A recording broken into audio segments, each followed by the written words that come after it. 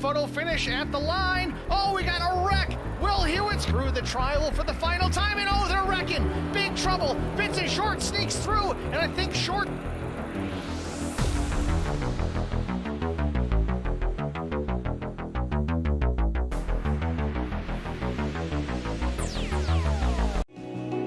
I would definitely recommend the Garza Law Firm to all my family and friends because I know how he's treated me. I have been playing basketball ever since I can remember. I just finished my 6-year career playing for the University of Tennessee. I feel like we're both striving to be better every day. He's always responded quickly and has always come through with whatever he said that he's going to do.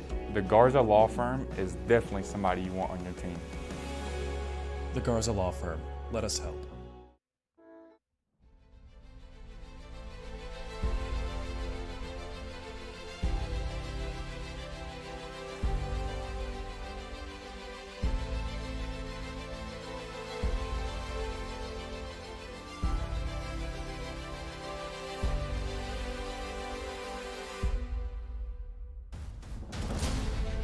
Opened in 1964, Phoenix Raceway hosted IndyCar races for more than 40 consecutive years, and later added Cooper World Classic, Silver Crown, and Midget cars in 1977. From there, it was only a matter of time until NASCAR brought the Cup Series here for the first time in 1988. Alan Kulwicki's first career win came in that race, and he celebrated with the now infamous Polish victory lap that many drivers still utilize today. Through its history, the 1 mile oval has always been defined by its asymmetrical turns and dogleg, which was implemented in part because of the natural terrain of the area. With different progressive banking at each end of the track as well, Phoenix is often a favorite track of drivers for the challenges that they face in setting up their cars and maximizing their performance. Although its backstretch dogleg already made it one of the most unique ovals in America, the track's latest renovation, which was completed in 2018, made it even more unique. The start-finish line was moved between the former Turn 2 and the dogleg, fundamentally changing how drivers would approach each lap. While the former front stretch grandstand was removed in favor of expanding seating closer to the new start-finish line, the shift also led to reconfiguration of pit road. This layout made its NASCAR Cup Series debut in November of 2018 and began hosting NASCAR's championship weekend with the 2020 season. Tonight, the Black Horizon Truck Series, Arizona State 150. It's coming up next on HBR TV.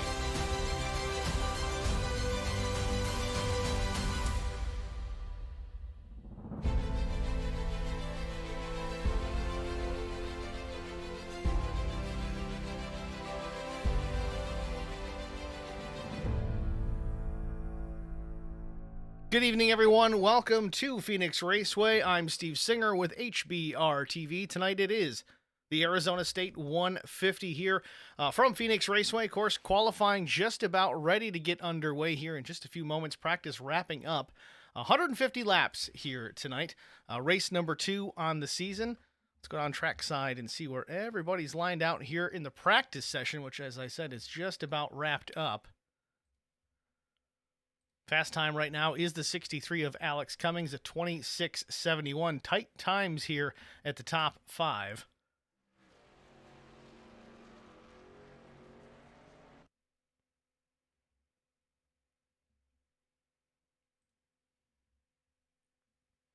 Jumping right into the qualifying session. A little bit of a later start here tonight.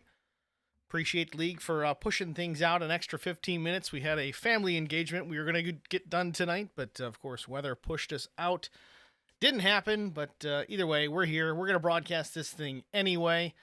Worry about it another day. Lucas Simonson on the racetrack here in his quali session.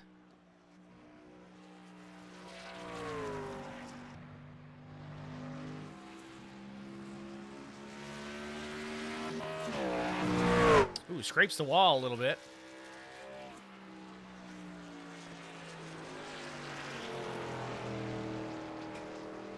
Certainly not an ideal start to the session, but crosses the line here.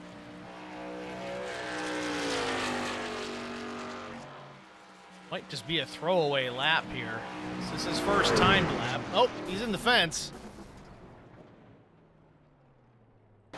Check out Justin Bondurant, the number 11 Toyota Tundra. Some bad luck last week, was working his way through the field on fresh tires and a late restart, coming off turn 4 to the white flag, checkered flag for that matter, in contact with the leader, was eventually given the EOL penalty, was not able to finish up in the front. That gave the win to Steve Miles. Currently Luke Daniels fastest on the speedway, 27 flat. Just as I say that, Brandon Alphin goes 26.89.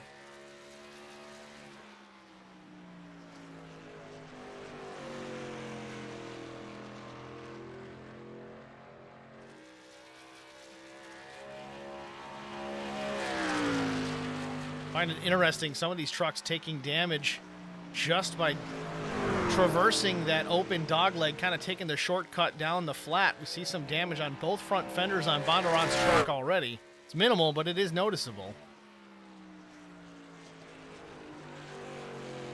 26.92 for Bondurant. That's lap 1.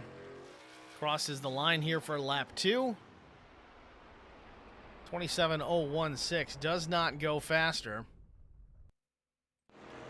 Cedric Ingram about to finish up his second lap. He crosses the stripe. 27.45 lap 1. Picks it up on lap 2. 27.16. Sean Petchin out in the number 69 Black Horizon machine.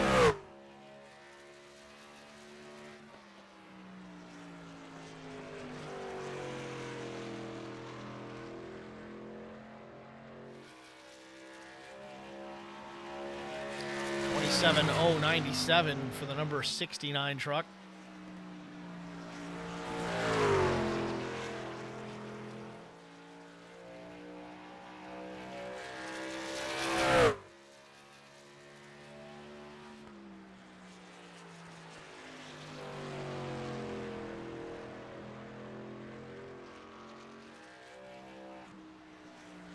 Lap 2 for Petchin, it is faster. 5th quick, that is, 26.947. Tim Abril, 27.10 on his first lap, 13th quick thus far. One more time around. Looks like he did get a piece of the wall at some point. Right side of that truck already scuffed up.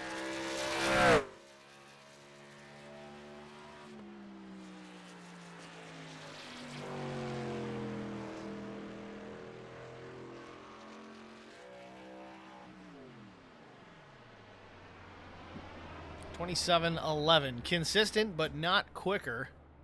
Chris Scala, first lap, 27.802 out of Gainesville, Georgia. He's 20th fast on his first lap around. Ooh, checks up out of the throttle. Rear end comes around. Gets a piece of the inside wall. That's going to do it for Scala. Dylan Glass. Dylan's sporting the template colors. 27.37 the first time around.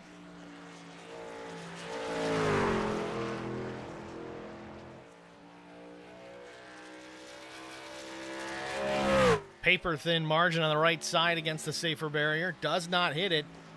Certainly used all the racetrack.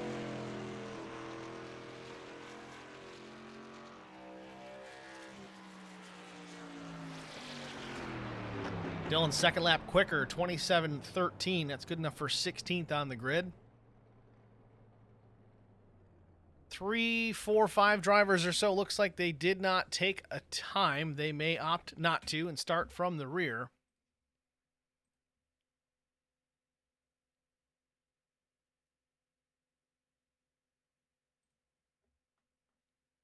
And with that, the qualifying session is completed. Take a look at our starting grid here for tonight's Arizona State 150 Black Horizon Truck Series. There we go. On the pole position, the number 41 with Grit Esports, it's Lucas Strayer. To his outside, it's the number 63 machine, it's Alex Cummings. Row number 2, Brandon Alphin, the number 21. And Justin Bondurant, the number 11, looking to change his luck around and jump up in the points this week. He starts 4th. Sean Petchin, the number 69, starts 5th with Luke Daniels, Apex Sage Team 5150. 28 machine starts P6. Matt Telder starts in the 7th position. Josh Gagnon starts 79th with Ace Racing. Cameron Ingram, Gunslinger Racing, number 5, starts from the 9th starting spot. 10th goes to Brian Sutphin, the number 26 out of Virginia. 11th on the grid, that's going to be Jason Dalton with Jacob Drift to his outside, starting 12th in the 14 machine. Tim Averill in the 3. Black Cat Racing starts 13th. 14th goes to Tristan Ladisser. Still working on it, guys. We're getting better. The number 23 Speed Ranch entry starts 14th. Ben Pierce, the number 65, starts 15th. Dylan Glass in the 16. Well, he starts 16th. How convenient. 17th starter goes to Cedric Ingram, the number 19 out of Texas. And then it's Jason Clark, the number 13 out of Canada. 19th goes to Diego Sainz, the number 44. And then Asher Gwinzy starts 20th. Chris Scala with 4X Racing, the number 22, rolls 21st. 22nd, it's the 7 of Steve Miles, last week's winner. 23rd goes to Christine. 24th, Tyler Brewer. 25th, Lucas Simonson. And Trey Anderson rounds out the field in the 26th spot. That's your starting grid here from Phoenix Raceway. Field still sits on the pit lane, getting ready to roll out for their pace lap in just a moment.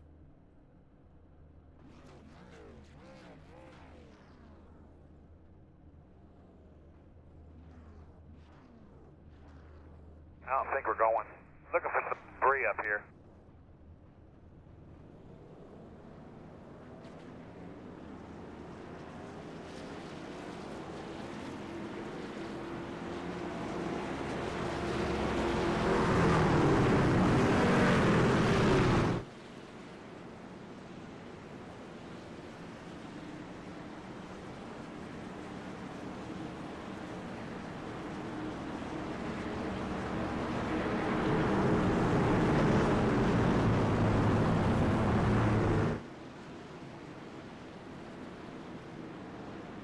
Now, a little tidbit to pay attention to. You see they're working the backstretch now.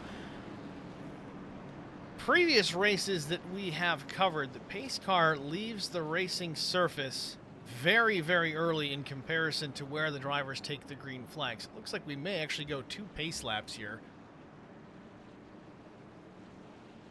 But it's on the field to kind of stay grouped up 2 by 2 until they get back to the start-finish line into that restart zone.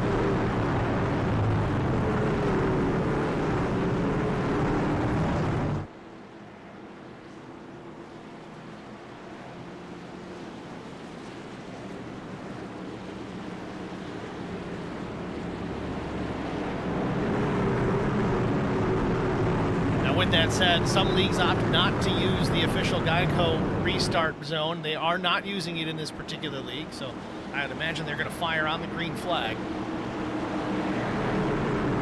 You see pace car peels off the racetrack here. This is about turn 3. They're going to work all the way down the backstretch with no pace car. Everyone's got to behave.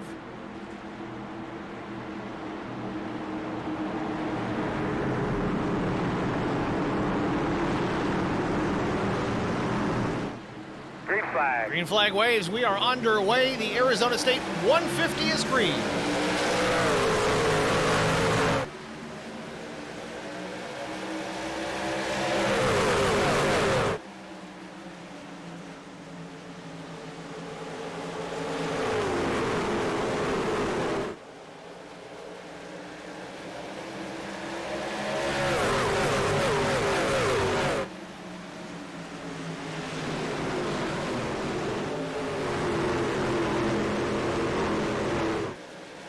Lap 1 complete. Your leader is the 41, Lucas Strayer from the pole position.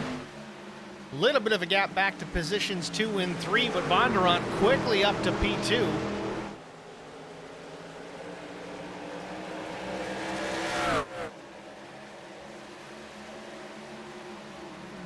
First lap of the race for Strayer, a 32.90, but Bondurant a 32.26. Everybody going different directions here. Some taking the shortcut through the dog leg, some staying on the racing line through turn 1.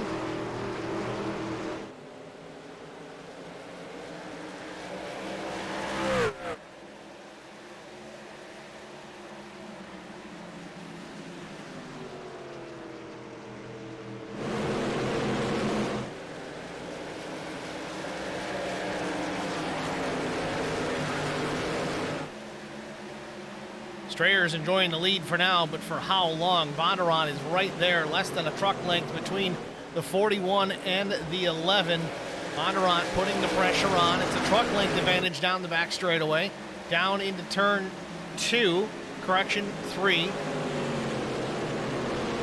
Still not used to this new layout here at Phoenix Raceway. Old habits hard to break. Strayer is still with the lead, but Bondurant does seem a little bit faster. Does have the fastest lap between the two so far by about a tenth and a half. Both drivers ran identical lap times the last time by.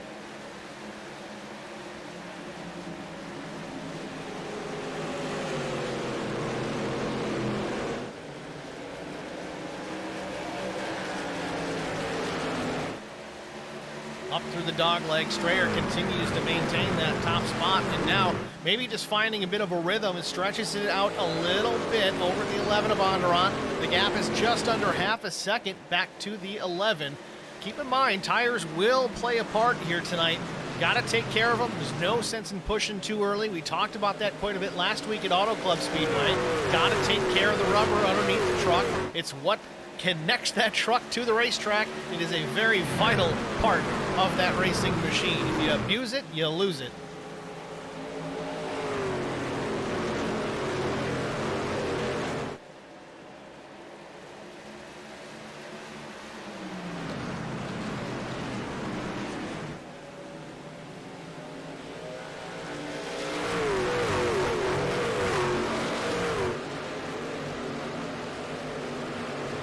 Some laps, Strayer has taken the shortcut, others not. And the caution is on the speedway. What do we have going on here? Looks like Matt Teller possibly in trouble. Indeed, he is. A little bit of damage to the right side of the number 1 machine.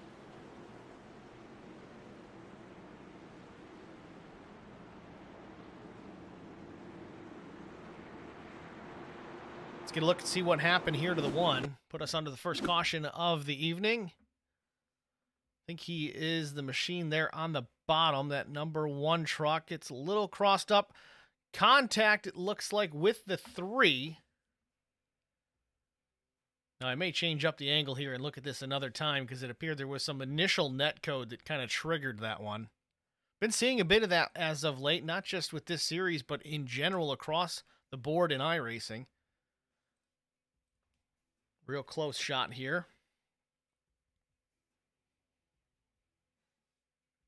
Tough to tell there. It does kind of look it. We've got a couple blimp cams we can play with here. Not that one, not that one. That one might work. Let's take a look. If this one's any better. Can you get the 3 truck to the high side? That's Tim Averill.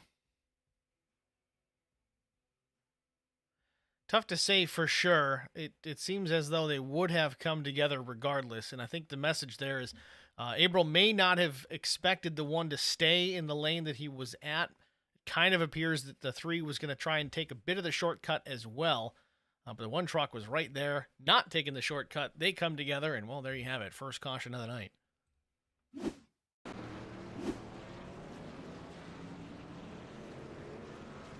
So Lucas Strayer from the pole position has led every lap to this point, 10 laps in. Bondurant still second. Again, Justin started in P4 up to the 2nd spot. Big time movers so far tonight. Lucas Simonson up 9 positions in the first 9 laps.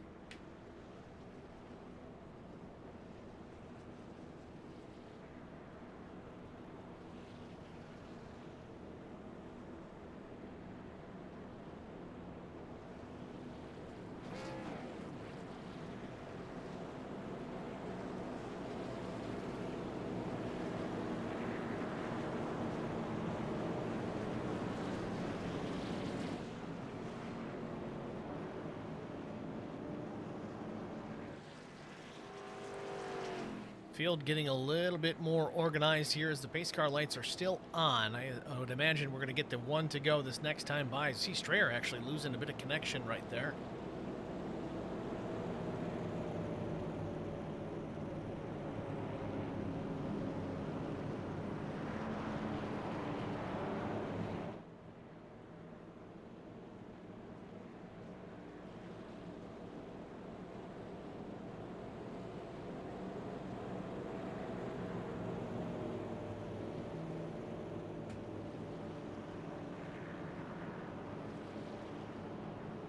Current top 10 is Lucas Strayer. Then you have Justin Bondurant, Alex Cummings, Sean Petchin, Brandon Elfin, Cameron Ingram, Brian Sutphin, Josh Gagnon, Jason Dalton, and Dylan Glass. That's the top 10.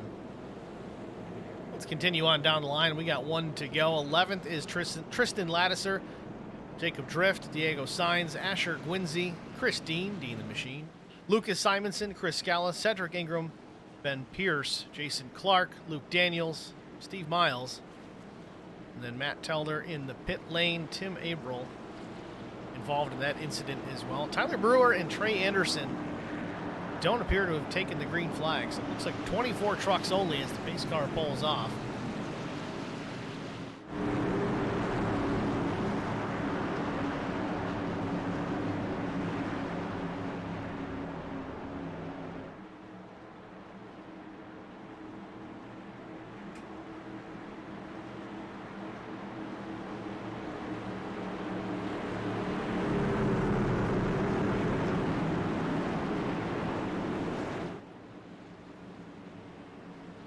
Green, green, green. Green flag waves back underway from Phoenix Raceway.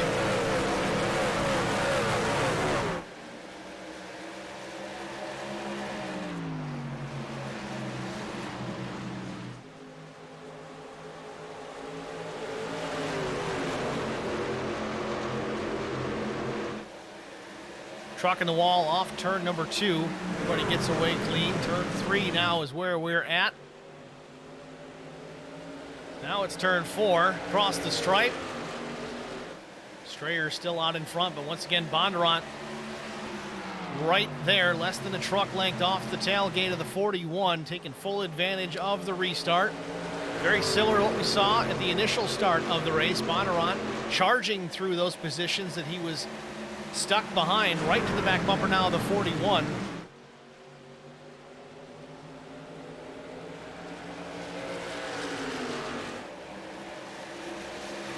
Bondurant looking to the high side here for the lead. Lap 15. 2 by 2 into turn 1 and 2. Monster Energy number 11 out of the corner, still side by side. Drag race down the backstretch into turn number 3. Strayer on the bottom, the yellow number 41, the Monster Energy 11 of Bondurant up top. He's got Strayer clear. Bondurant, your new leader here at lap 16 from Phoenix.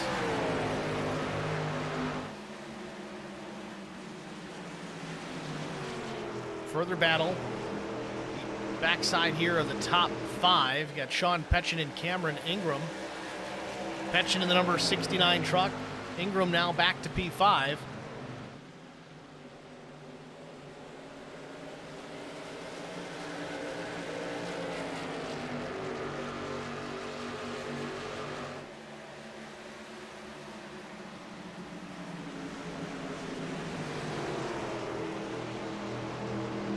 Got plenty of company in the stream tonight, but it's awfully quiet in the chat. Guys, feel free to chime in.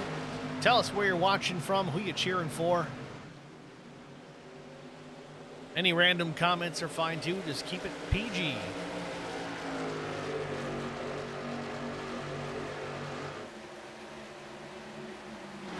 Petchin looks pretty strong here, working on the 63 of Cummings for the 3rd spot.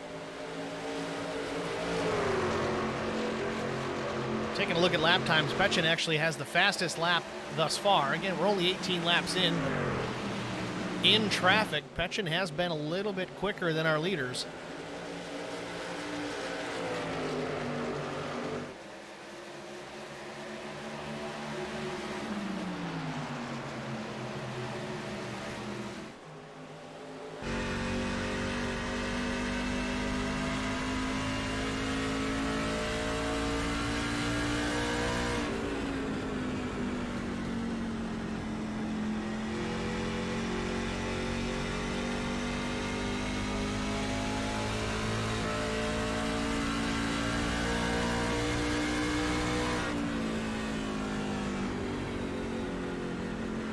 Petchin all over the back bumper of Alex Cummings, number 63. It's left and right, left and right.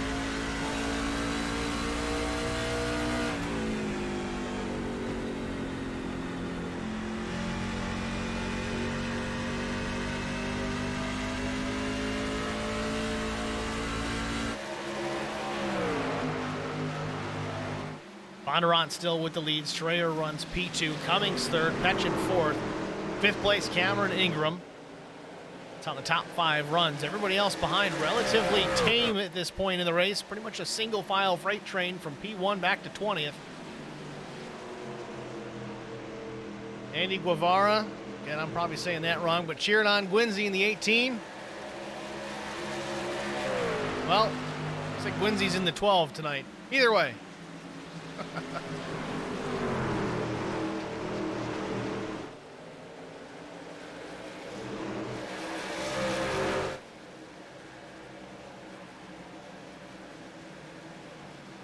Looks like the number 12 with the Kraken Energy Formula sponsorship on that machine. Schaefer's Racing Oil. As long as it's not Schaefer's deck sealant, we're good to go.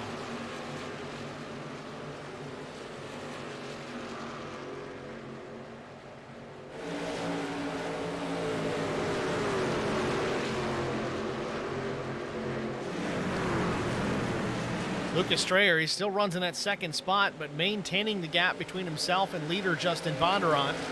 It's about a 2-3 truck length advantage for the 11. Josh Gagnon back in the 10th position, the number 79 machine.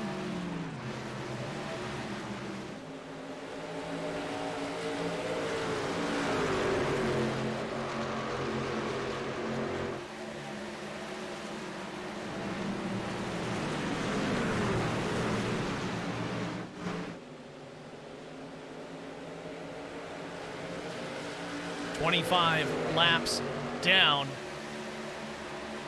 Field, again, still taking care of their equipment, minding their P's and Q's. It's been relatively tame.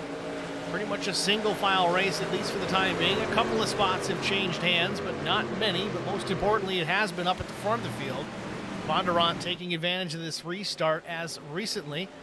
Taking over the top spot and maintains it by about 3 truck lengths over the 41 of Lucas Strayer.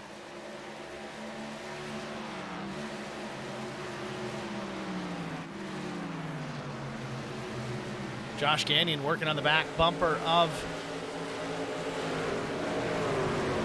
Oh, I lost my place. This is the battle I was looking for. And it's already over. Now we're down to here. We got Brian Sutphin and Dylan Glass battling for position. That's for 8th and 9th. 26 of Sutphin up top. Dylan Glass down low. Again, he's running those template colors. Any of you iRacing painters out there understand what I'm saying. Get everybody caught up. If you're running a scheme through the iRacing paint template system, they all come in one color, or 3 colors, red, green, blue, based on what design that particular truck has, and then you can kind of go in and paint it your way. This is one of those schemes.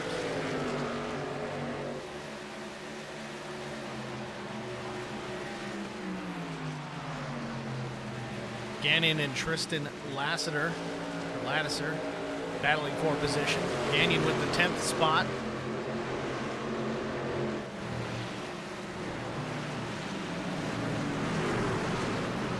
Did have a truck in the wall off turn 2. Might have been the 13 truck of Jason Clark. Indeed it was. A little bit of damage on the right side of that truck. Gets the piece of the wall once again. You saw the sparks fly.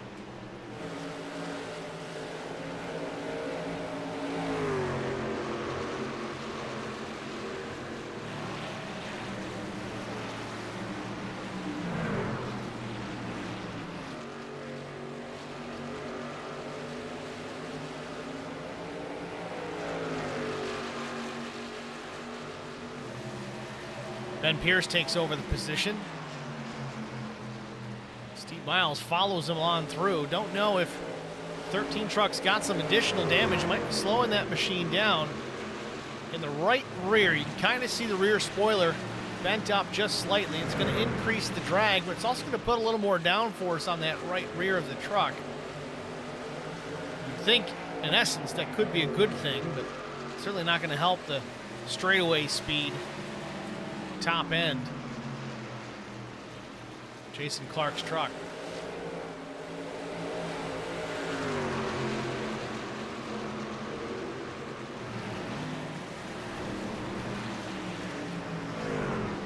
Jacob drift for a moment, loose out of the corner, doing just that, drifting his way through. He's also going to take a position away here from the 13 to Jason Clark. Let's move Clark back to P19. Luke Daniels, the number 28. He's closing in now on Jason Clark.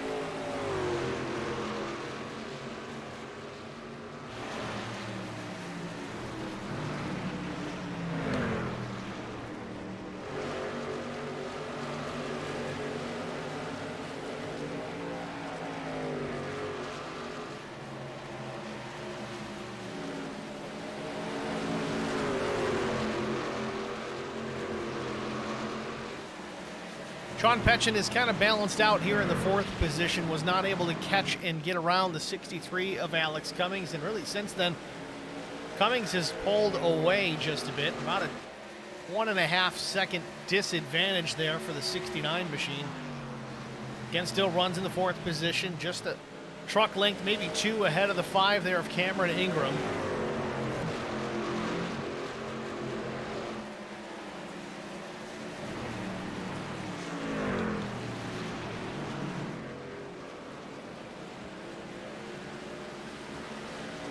Not quite ready for pit stops yet, but it will be coming soon. Drivers were given a full tank of fuel to start the race, 100% capacity. The 3 sets of tires to change over the wall if need be. It's pretty generous if you really think about it. 4 sets overall if you count what they start the race on.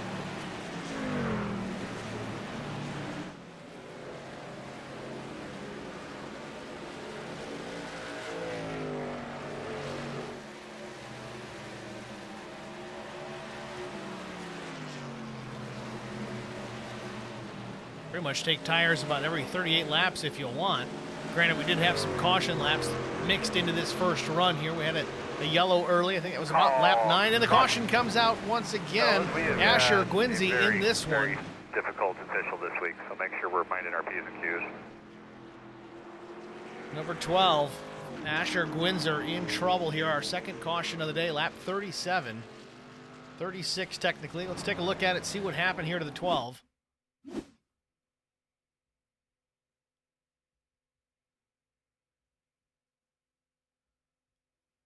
Lost connection for sure. Yeah, big time connection issue. I think that's what this is all going to stem from. I'll see if we can get a better shot of it. You see he's there at the top side of the racetrack. He's just going to disappear here for a moment. It's gone.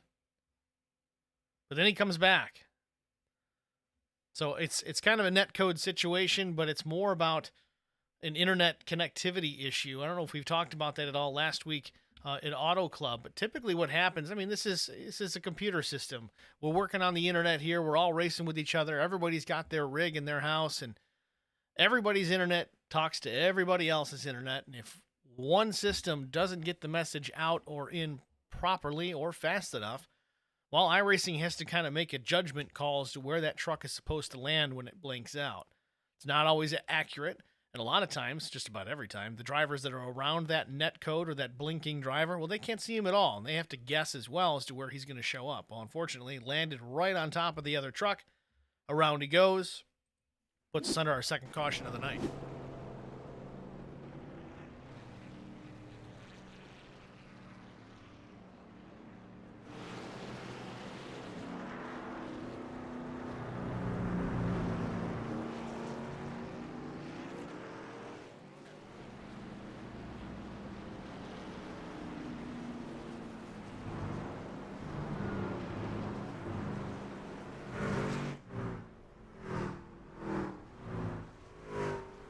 Right side tires going on the 12 machine. Crew around to the left side. Again, we talked about this. This is right on pace with when they expected to take tires, at least as far as their tire allotment is concerned. But he's got some damage he's going to have to fix. Drivers do not have any fast repairs to use in this series. He's got to get it fixed the old-fashioned way, so not too much required there for the 12. He's back out on the racetrack, down and away. Likely still some repairs to be made, but doesn't want to go down another lap.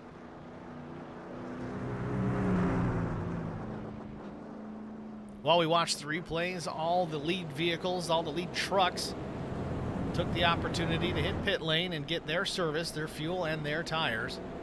Seems looking at the lap or the pit stop times, everybody took 4.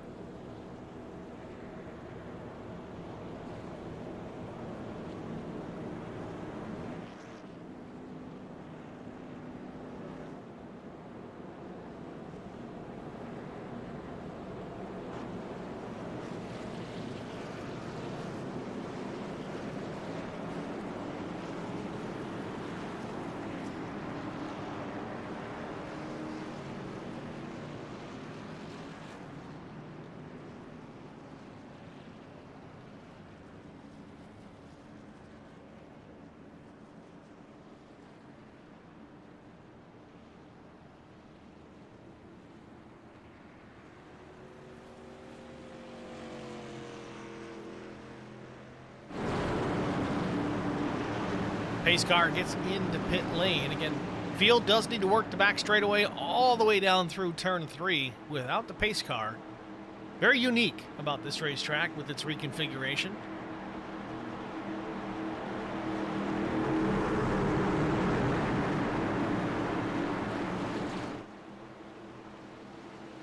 Green flag.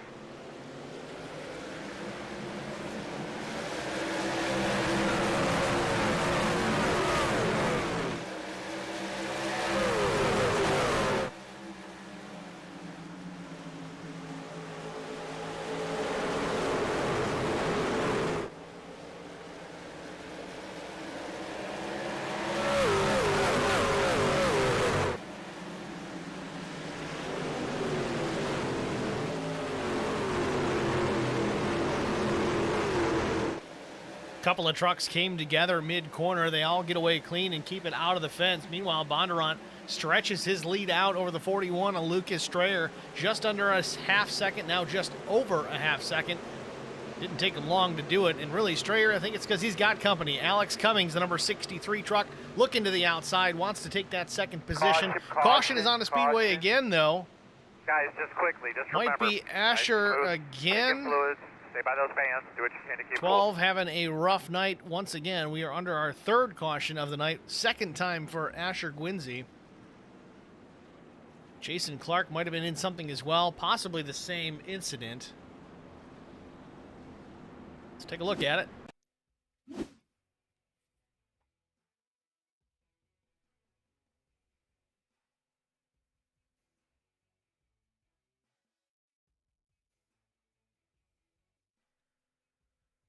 Asher just loose off turn 2 all by himself. Can't keep it out of the wall. Slides up the racetrack in front of the one truck. That was Matt Telder, I believe. Yes, it was.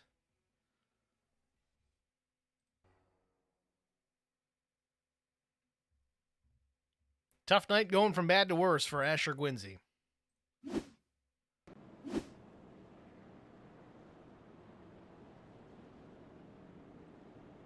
So, 3rd caution of the night, 44 laps in. We're going to get a break out of the way. We'll be back with a restart after this.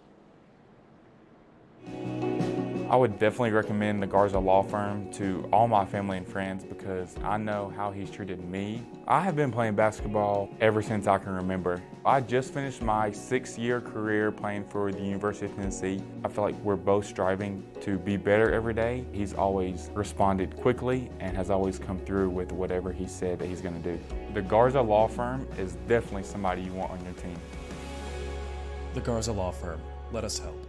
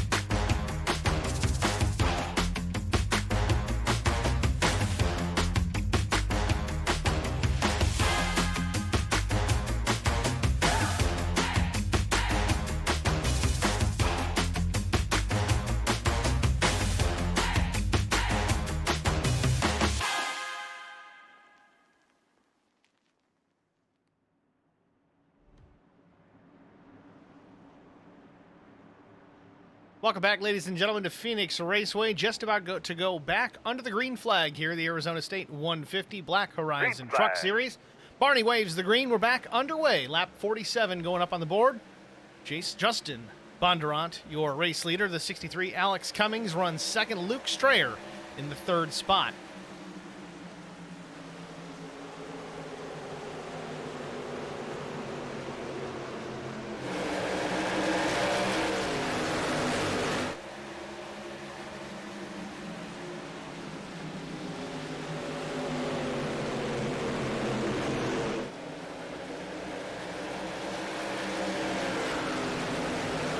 Bondurant with another great restart, gets away from the pack slightly.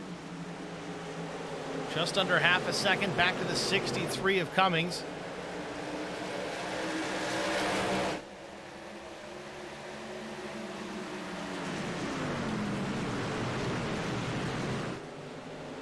Side by side for the second spot. Cummings up top, the black and green number 63. Strayer on the bottom, the 41, the number 41, that 11 truck. All of a sudden, numbers are colors. Strayer maintains the second position. Cummings tucks in behind. He's got his own form of company. That's Cameron Ingram.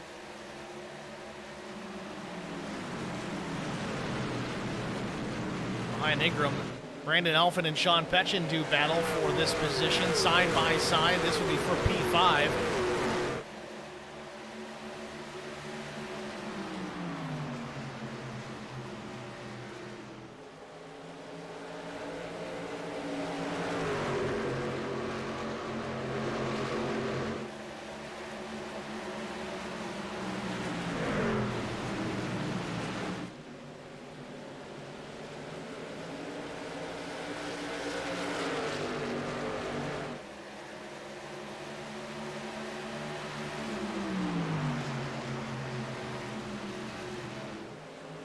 Cummings was strong, battling for that second spot just a couple of laps ago, but now he's under pressure. He's got the 21er Brandon Elfin trying to contest that position, going to move Cummings back to P4 if he can help it. Battles back on the high side, slides it up the racetrack, a little bit of momentum off the corner. Elfin takes the bottom shortcut, see if he can clear. Nope, not enough room.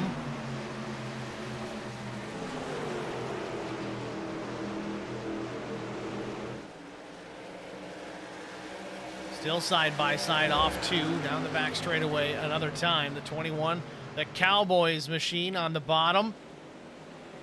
Cummings, the number 63 on the top side at the stripe. Too close to call who had what, doesn't matter. Plenty of racing left.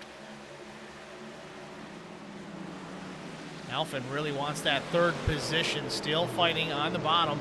Getting those tires hot, they can't do this for too long.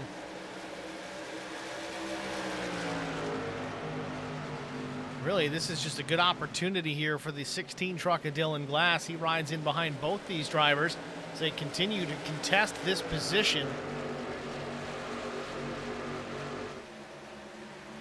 Elfin goes way down to the bottom to take that dogleg shortcut. You'd think he's halfway into pit lane, but just shortening up the distance of the lap. Does tuck back in behind Alex Cummings. A successful defense for the 63. Meanwhile, it's allowed the top two to get away. Bondurant and Strayer kind of in their own little world. Strayer 3 to 4 truck lengths behind Bondurant here at lap 55. Not letting them get away.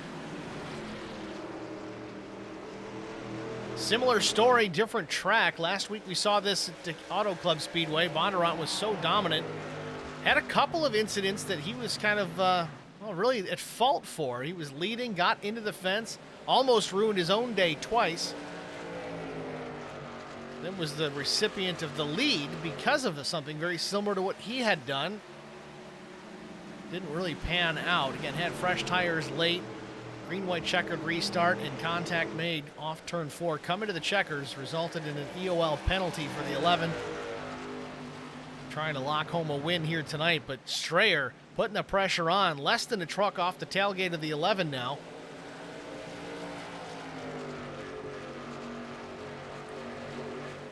A lot of Asher Gwinsey fans in the chat tonight. Thanks for checking in, guys.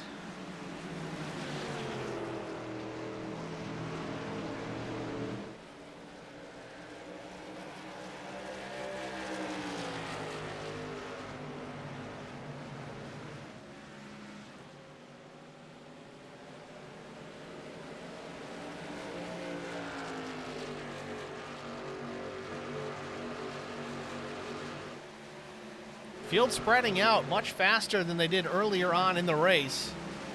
Levels of aggression coming down. Guys realizing, all right, it's crunch time. Time to save some tire for the end. How do these trucks handle if I baby it a little bit? Will I get a little life out of it later on in the run if I take care of my stuff? Steve Miles there, the number 7 truck, winner last week, runs 14th.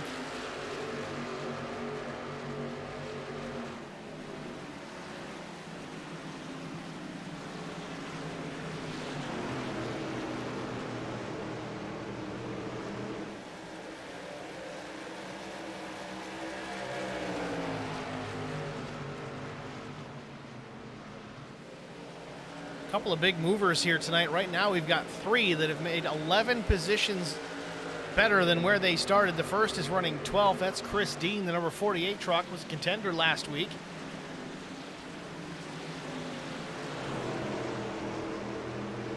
Chris Scala runs in the 10th position. He's up 11 spots as well. The number 22 Black Horizon Silverado.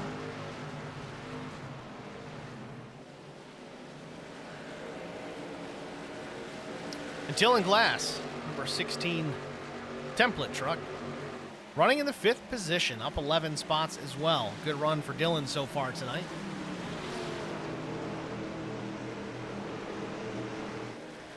Two trucks out of the race and 2 still in pit lane affecting some repairs.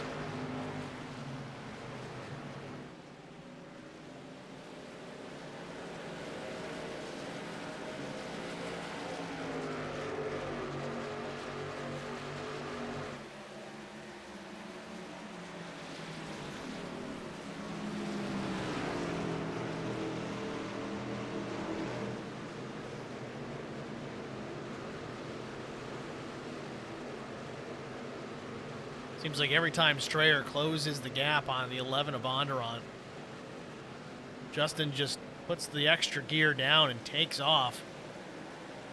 Goes back to gap and Strayer by about a half second. That seems to be where he's comfortable. Keep the 41 close, but not too close. Meanwhile, Strayer, though, has had some company from Alex Cummings recently as well. A truck length and a half behind the 41. That is the 63 of Alex Cummings.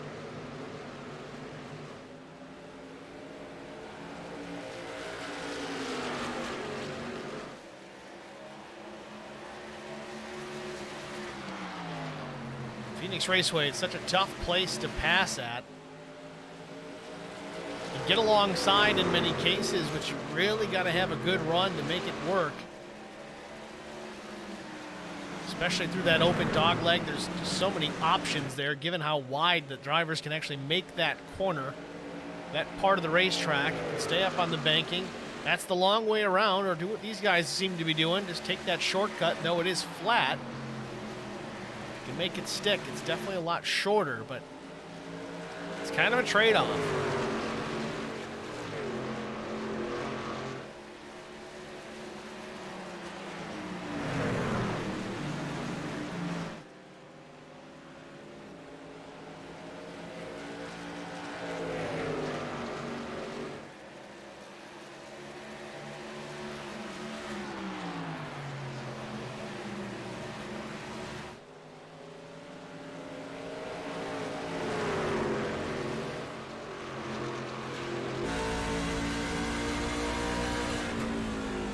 Right on board with Alex Cummings as he tries to work on the back bumper. Luke Strayer. See how much those bumps upset the balance of the race truck. Taking that shortcut again, it is a trade-off. It's rough on the driver, it's rough on the truck.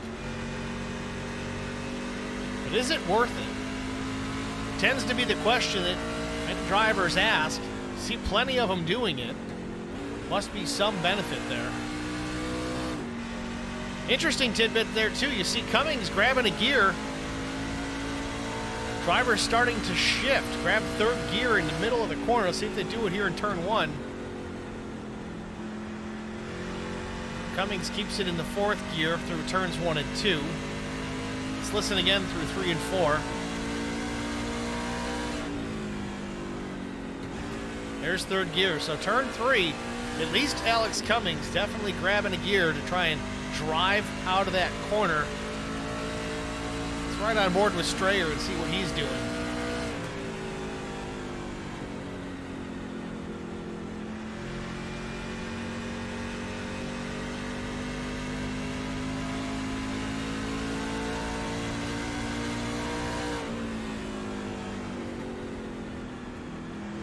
Strayer's not shifting gears. He's keeping his truck in fourth. Right on board with our leader, Justin Bondurant. He's the fast guy out there right now. Let's see what he's doing. Turns 1 and 2, fourth gear.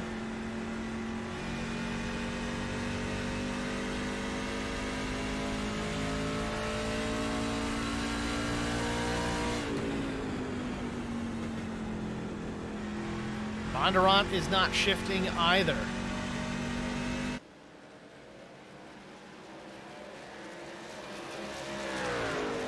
Top three with two different driving styles right now. Meanwhile, Cummings looks like he's taken over that second spot. He has cleared Luke Strayer, taken second position. That happened while we were looking at our onboard cameras. Let's go back and take a look at it. The pass for the second position started at the line. Cummings just dives it down to the bottom, takes a huge chunk out of that shortcut, gets alongside of Strayer. Down into turn number 1. Strayer up the racetrack, maybe in the loose stuff, but Cummings able to clear the 41 with ease. We talked about that. This place is so hard to pass. Really had to have a good run, and Cummings had just that. Off turn 2, he's got that second position with ease.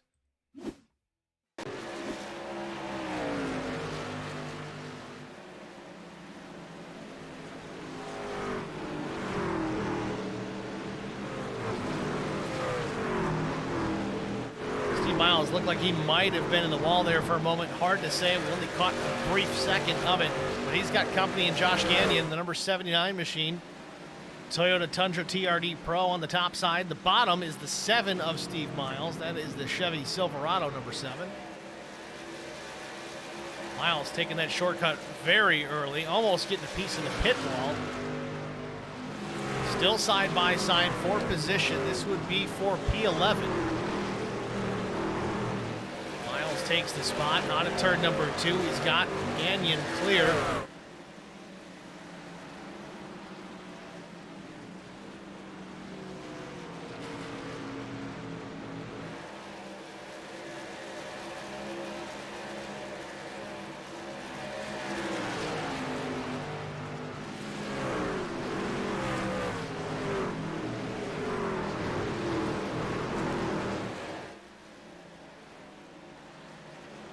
Justin Bondurant at the stripe here in just a moment. Cross flags, halfway point of the Arizona State 150.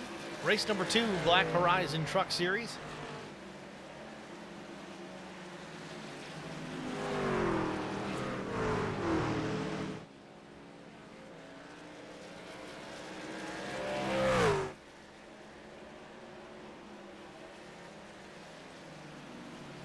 Bondurant just on a Sunday drive right now. He's stretching that advantage over Cummings now. It's 1.1 seconds at the line. Cummings also putting some gaps between himself and the 41 of Luke Strayer, so that's stretching out as well. Now back to Brandon Alphin. He's about another 2 seconds back. Way low on the racetrack. Is he getting ready to pit? Indeed, he is. Brandon Alphin hitting pit lane here under the green flag. Now, we don't know, is this strategy-based? Is this just necessity? Does he have to come in and get fuel? Or is he trying to bolt on some fresher tires for the lap time? Kind of short pit, undercut, so to speak. At risk of using a road course term.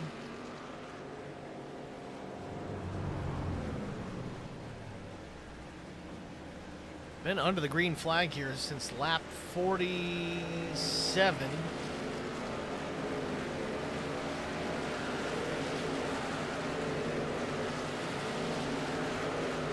Tires, fuel, Down and away, 15.7 seconds in the box. Looks like a scheduled stop to me.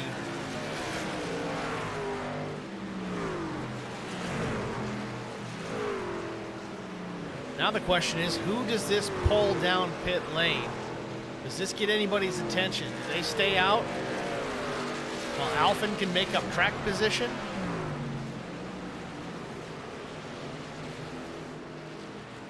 Alphen does lose the lap, runs in the 21st position, but again, full tank of fuel, fresh rubber, he can go out there and run some quick laps.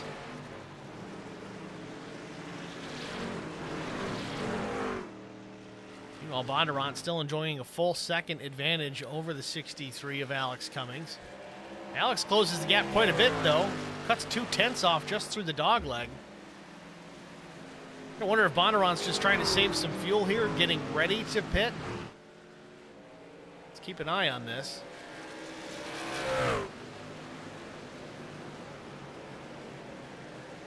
Again, still a little bit of fender damage on that machine. We did see that in qualifying. Guys that hadn't even hit the wall were showing it, and that's likely that transition from the banking down to the apron. Kind of beating up on that truck. The front splitter gets into the ground, knocking some paint off that black truck. Bondurant still out in front, though. Does gain back that one of those tenths of a second that he had lost through the dog leg a lap ago.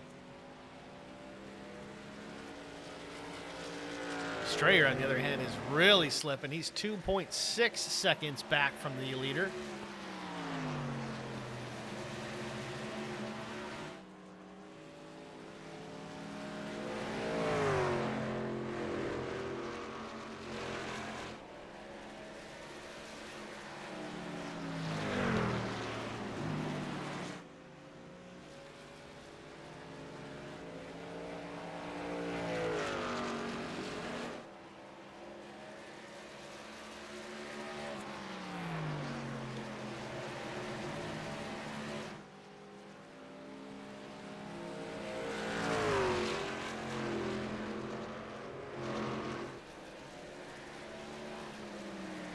Still no other takers on pit lane. Right now, Brandon Alphen, the only one to take that opportunity.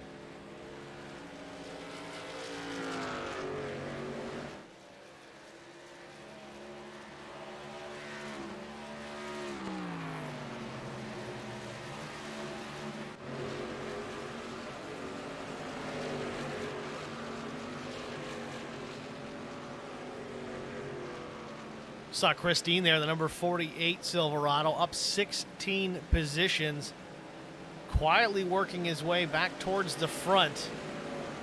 Going to be a contender in this one before it's out. Sean Petch, on the other hand, he's sliding back slightly, down a spot from qualifying, but the caution is out. Brandon Alphen in trouble. Everybody on the racetrack. 21 slides up in front of the one, almost contact. Gotta watch that relative. Brandon Alphen took the opportunity to pit a little while ago. Nobody came with him. He was there by himself. He lost a lap, and well, things went from bad to worse. In trouble. Fourth caution of the night, lap 87. Let's take a look at it. Maybe some contact here with the 14.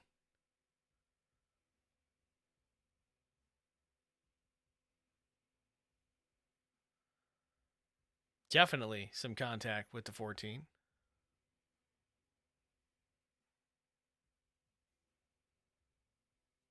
There you have it.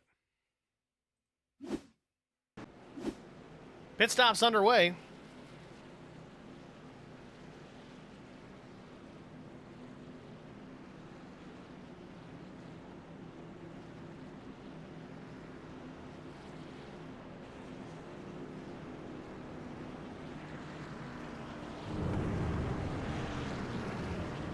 Justin Bondurant cleanly into the pit box. Right side's in the air. Gonna be 4 tires and fuel for the Monster Energy Toyota. Quick stop down and away. 14.37 seconds for Bondurant. Good run.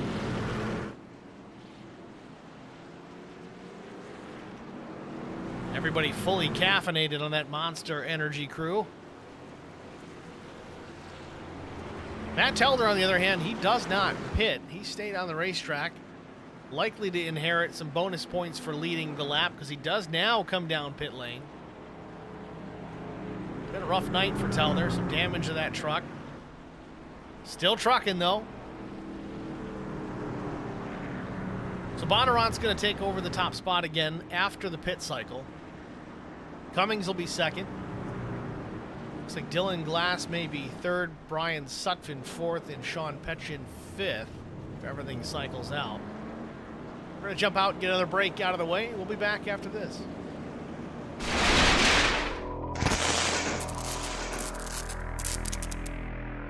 Checkered flag. Contact and Brian Rose wins it. A photo finish at the line. Oh, we got a wreck. Will Hewitt's through the trial for the final time, and oh, they're wrecking. Big trouble. Vincent Short sneaks through, and I think Short...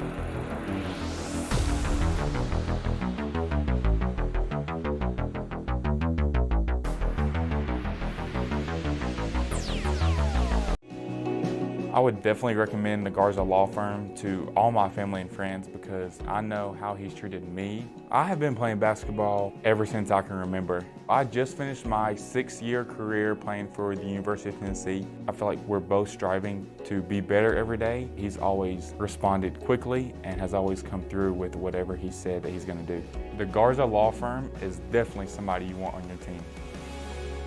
The Garza Law Firm. Let us help.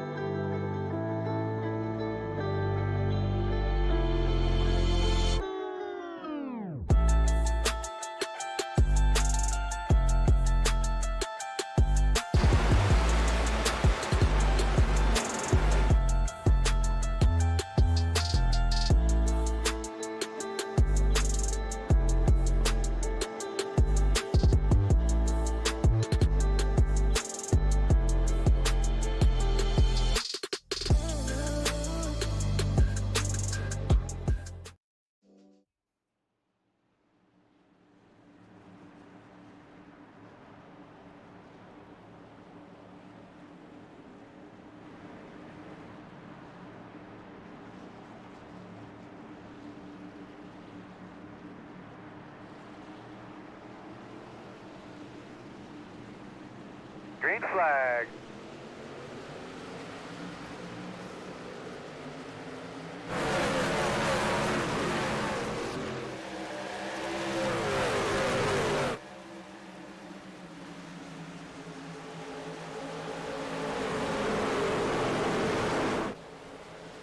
Caution, caution.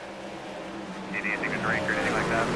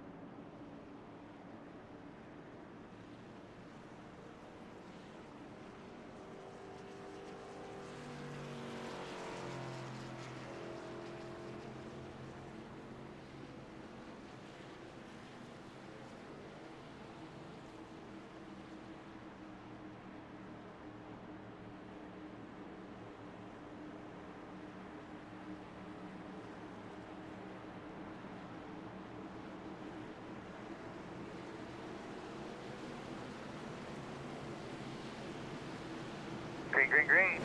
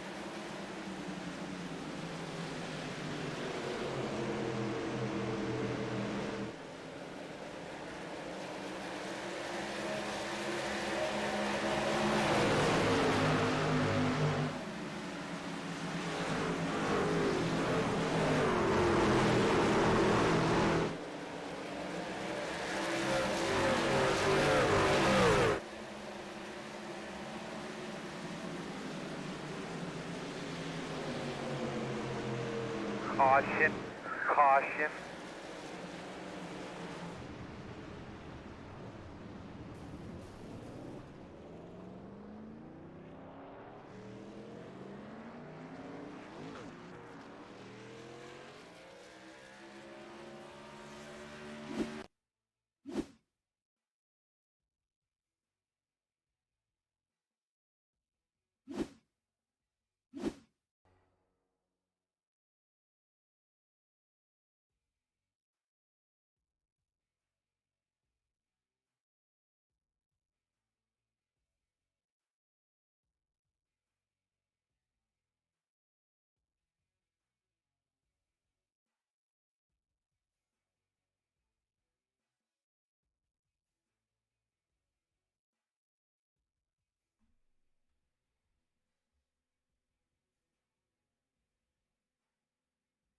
Mike's not muted. I did have to reset some things just to fix that, though. Thanks for pointing that one out.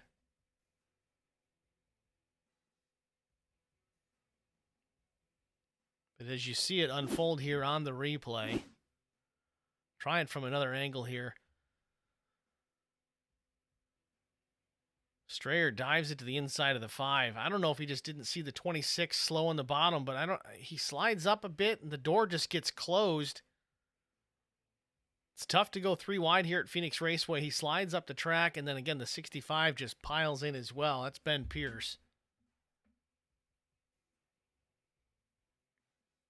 Like I said, things are getting a little antsy here. Guys are racing a lot harder than they were through the mid-portion of this event. We're in the final third of this 150 lapper.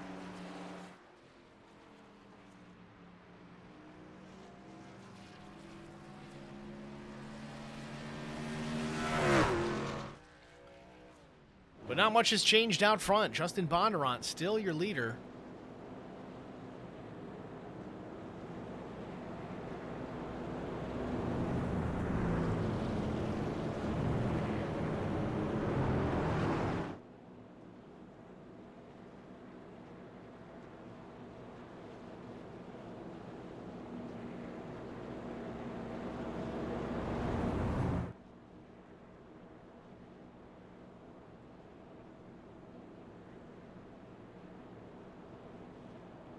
Now, in the event where we run green from here to the end, I am pretty sure we're going to have to see these guys make a green flag stop. Now, I say that with the big if, because we've had these last couple of restarts. They've been a little touchy. We've had a couple of quick cautions after the restart. Of course, cautions breed cautions. We all know that. These guys are bunched up. It's getting a little late tonight. We've got 49 laps remaining officially.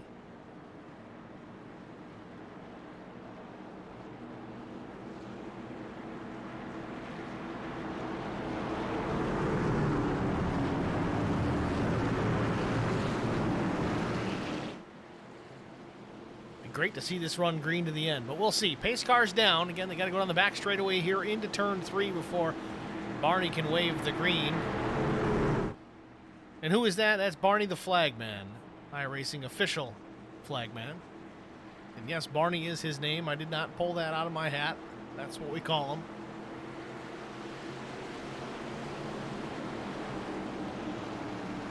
Green flag, green flag, green flag. Flag waves are back underway.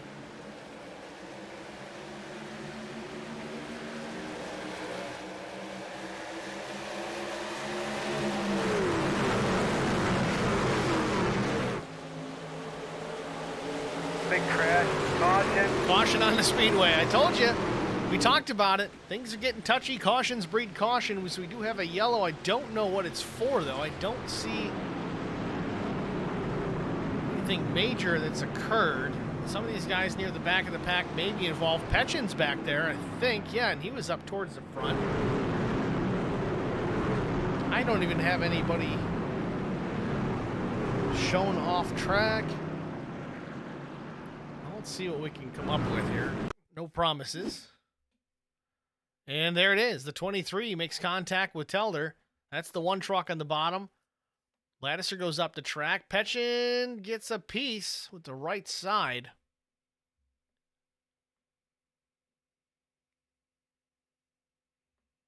Minor caution, but a caution nonetheless.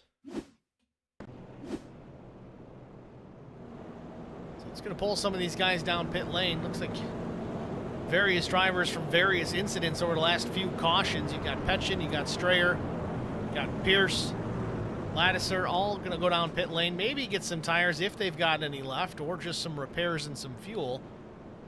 Still some laps to go here before we start trying to bolt on a fresh set of Goodyears. But as I say that, Lattiser's putting tires on.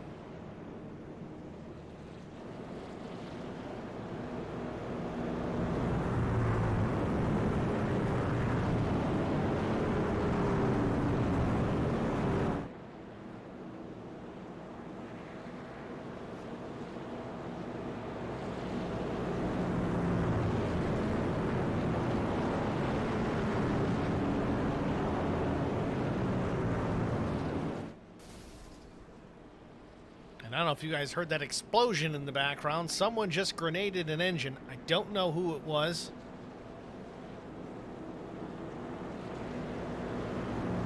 Likely someone in the pit lane, but their night is likely over with.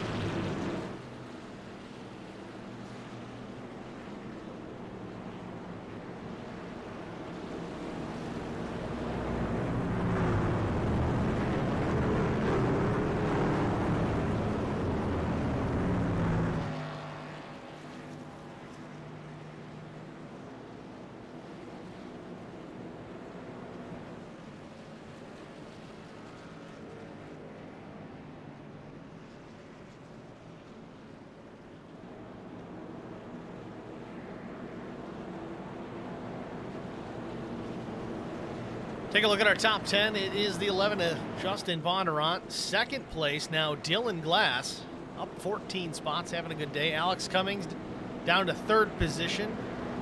But Chris Dean has moved 19 positions up to P4. Fifth goes to the 22 of Chris Scala. Sixth, Stephen Miles, last week's winner. Jason Dalton is seventh. Diego Sainz is 8th, Josh Gagnon 8th, 9th, depending on how they line up here, and 10th, Cameron Ingram.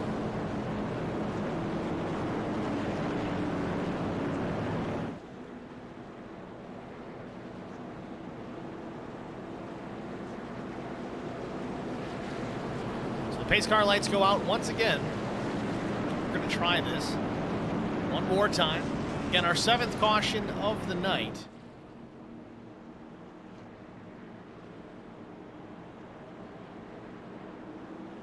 43 laps to go, 43 laps to go when we get to the line.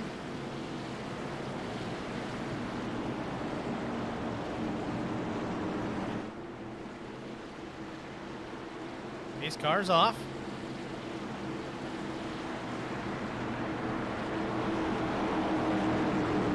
Not a perfect night for Justin Bondurant. See, right side scraped up on that Toyota Tundra. Going to have to earn his money tonight. Another restart for the 11. He's been lights out so far tonight.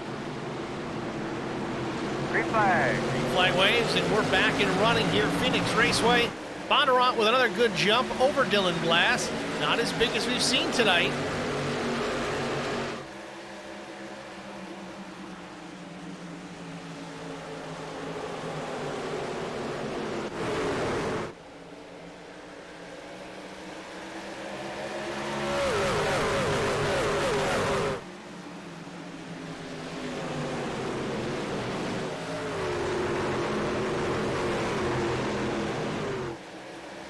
Bondurant maintains the top spot, puts 2/10 on the 16 of Glass. Cummings runs in the third position, 2/10 back from Glass.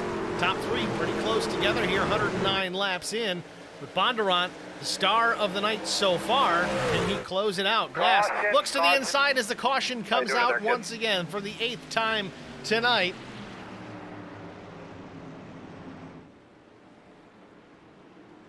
Gonna have to do some digging to figure out who this one ties into. Is it Ben Pierce, possibly?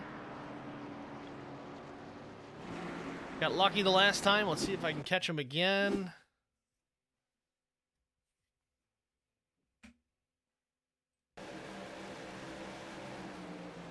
Looks like it happened ahead of these guys. Maybe it was Petchin?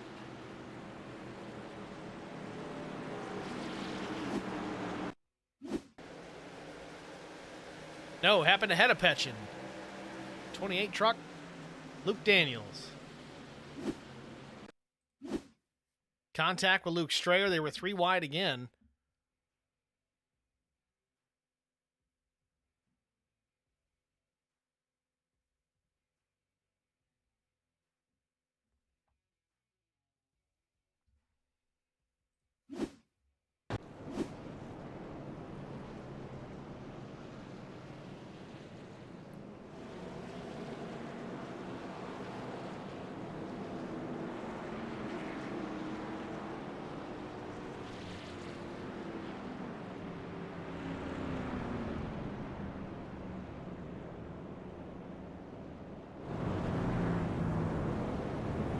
If you're Justin Bondurant, you're starting to wonder, man, how many of these am I going to have to endure?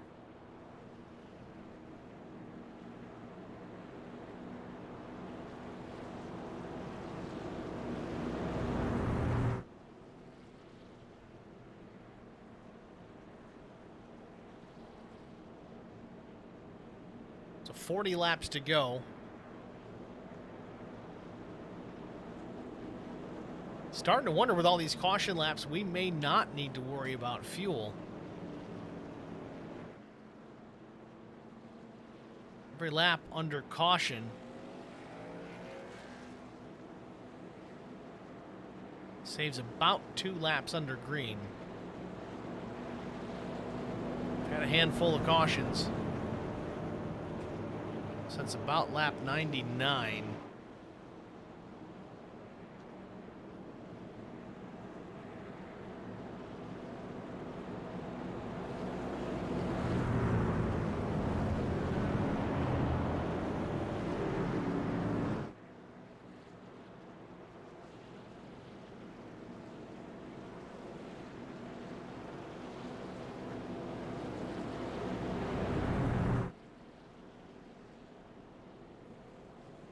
So we'll line them up, give it another try.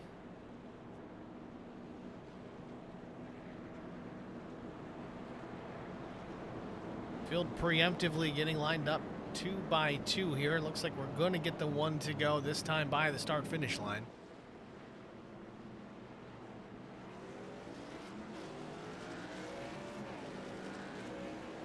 That is the case. So lap 114 will be our green flag lap.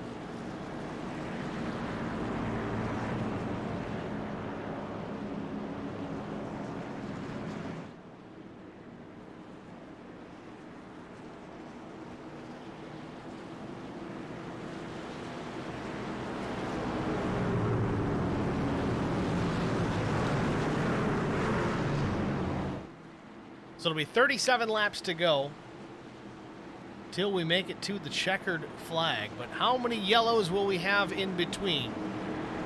1, 2, none. These guys are anxious back there. We'll see how they can handle things.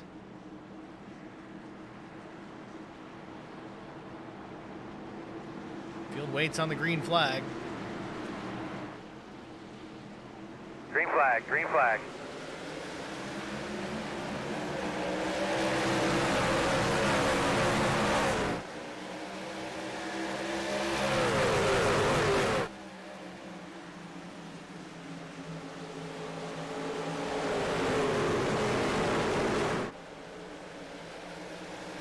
Ooh, car in the wall off turn 2. That's Dylan Glass. Keeps his foot in it, drives out, loses a spot, now back to P3. Alex Cummings takes over position number 2. Glass trying to find the throttle once again, though. Everybody's ganging up on the 16. Now the 48 of Dean goes to the high side. 22 machine Chris Scala, he is trying to close in and take advantage of the situation as well, but Dylan Glass really trying to find his feet after getting into the wall. Glass slips from 2nd back to P5, maybe even worse. Challenge coming from Jason Dalton in the 2 as well. Bondurant, meanwhile, back to a half-second advantage over the rest of the field.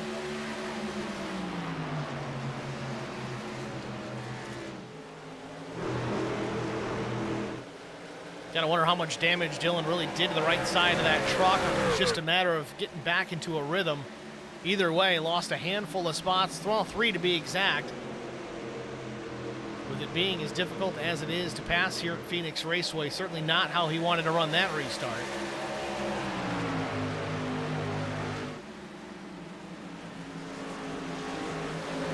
Josh Gagnon and Jason Dalton, correction, Diego Sainz at battle here. This is for the 7th position. Stephen Miles there trying to take advantage as well. He looks to the inside of Diego Sainz for that position. That would be for 8th. Miles drops it way down, takes the shortcut. So side by side, looks like Josh Gagnon now might be holding up the 444 just a bit. Miles takes advantage, he takes the position. Now he tries to attack here to take the 7th spot from Gagnon.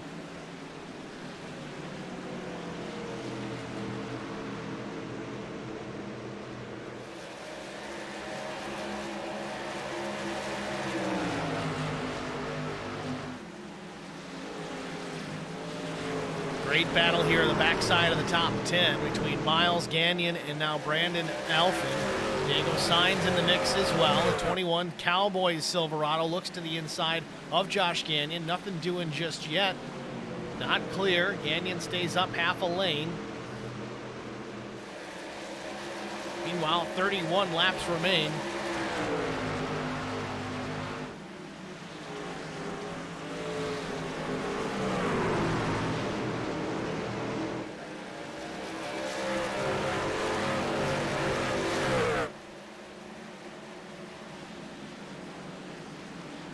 Diego Sainz now battling back to the outside. Brandon Alphin, though, going back to the bottom again, takes the shortcut. It does seem to have a bit of an advantage. I'm curious to see why these guys are staying so high up through that corner when so many are dropping at 5, 6, maybe even 10 truck widths down below.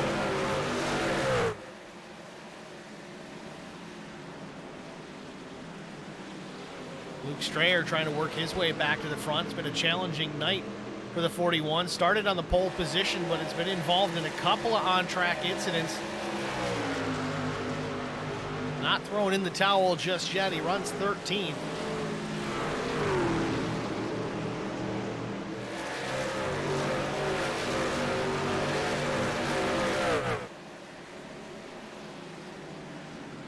Meanwhile, Dylan Glass still hanging on to that 5th position after early contact after the restart with the outside wall. Truck seems to be doing okay, but it's going to be difficult to work his way back through. Again, we talked about how difficult it is to pass here at Phoenix Raceway. You got to have that perfect run, and a little bit of damage is going to slow down that chance. Glass able to defend over the 2 of Jason Dalton. Dalton switches lanes, looks to the inside, gets a run down to the bottom. Glass may have the momentum out of the corner, but this is where that shortcut comes into play. Dylan Glass takes it. Steve Miles goes even further down to the bottom. Miles has been on a tear as of late. He's up 15 spots running in P7, trying to get a couple of more.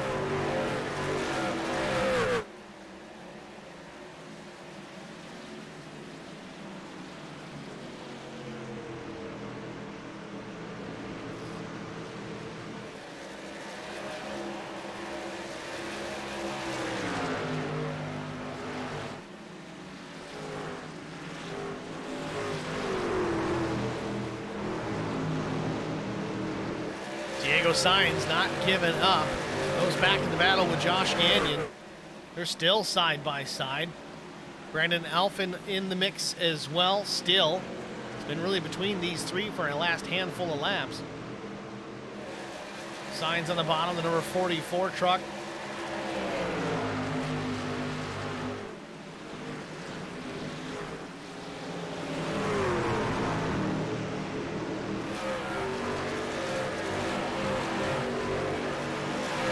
Was that Luke Strayer in the wall? Who was that? Big trouble. Luke Strayer hits the wall hard. Caution on the speedway, collects 3-4 trucks.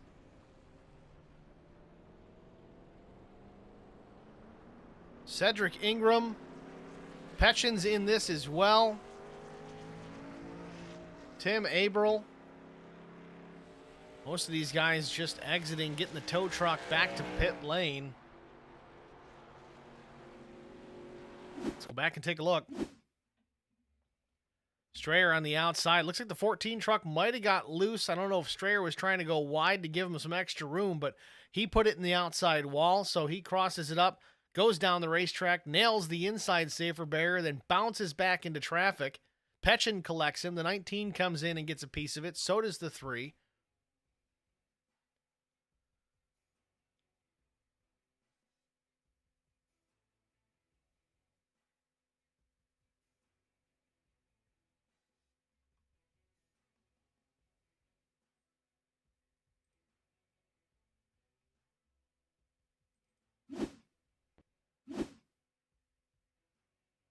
Looks like the exit of turn 2.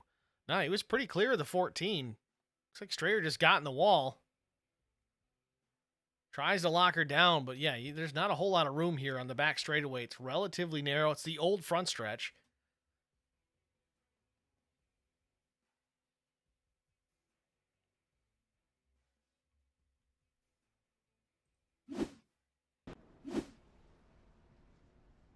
So with that, we've had some pit stops. And we've had some that have opted not to. Do have 23 laps to go. It's going to be about 21 to go when we go back to the green flag. Bondurant pit. He's the first truck on the racetrack with fresh rubber. Did take 4.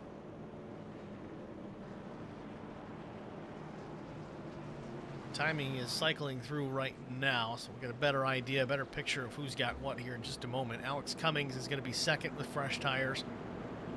All these drivers that I'll list off with fresh rubber. Bondurant's the first, then Cummings, then Christine, Chris Scala, Dylan Glass, Jason Dalton, Steve Miles, Josh Gagnon, Brandon Alphin, Cameron Ingram, Diego Sainz, Jacob Drift. All of these drivers opted for 4 tires, no gamblers at 2. But there are some gamblers at the front that didn't pit at all. That would be Tristan Lattiser. He is your leader currently. His last pit stop, lap 104. Luke Daniels, lap 110. Matt Telder, lap 111. All those drivers likely taking tires at that point. Hard to say because all those stops are above 30 seconds. Likely some repairs because we have seen these guys involved in some incidents tonight. You can tell by the damage on all 3 of those trucks. It's going to be an interesting restart when we fire off. Hopefully these guys can go and don't stack up the field behind them. It's certainly a gamble. And again, with 21 to go, it'll be 20 to go at the line when we get the green. I don't know. It's a big gamble, especially when you've got some really fast guys behind you on fresh tires.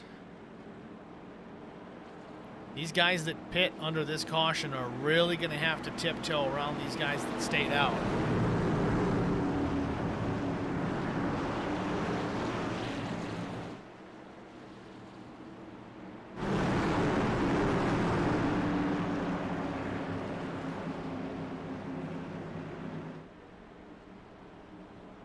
It's been a war of attrition here tonight at Phoenix Raceway. 9 cautions.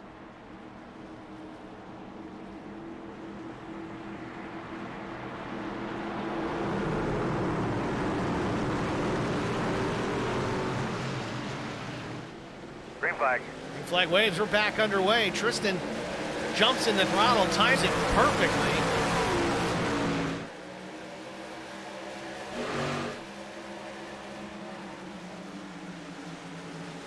Field down into turn 1 and 2. Lattiser with the lead. Jumps out to a good advantage, about a half second over the 28 of Daniels.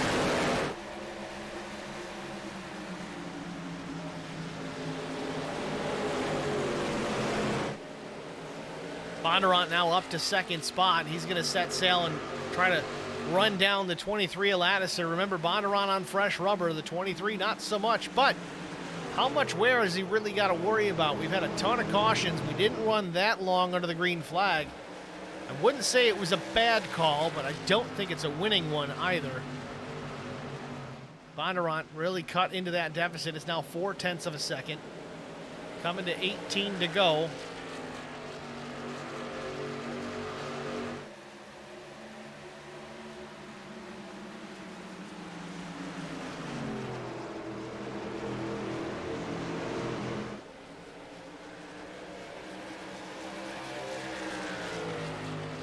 Bondurant is there. It's less than the truck length between first and second. Again, fresh rubber underneath the number 11 Monster Energy Toyota of Justin Bondurant. Lattiser gambling on the old tires, stays out, leads some laps, but he's going to fall into the clutches of Bondurant here in just a lap or maybe just a couple of corners. Bondurant to the inside, nose out in front. Off turn number 2, drag race down the back straightaway. Meanwhile, Chris Dean comes into the picture as well. He's up to P3. Good afternoon so far for the 48. Lattiser slides up the racetrack, unable to hold the line. Bondurant, your new leader here, 16 laps to go. Chris Dean into the second spot. Lattiser currently runs third. Jason Dalton now moves up into P3 as the 23 continues to free fall. Dylan Glass loose off of turn number 2, keeps it straight. Cummings dives it way deep to the inside of the 16.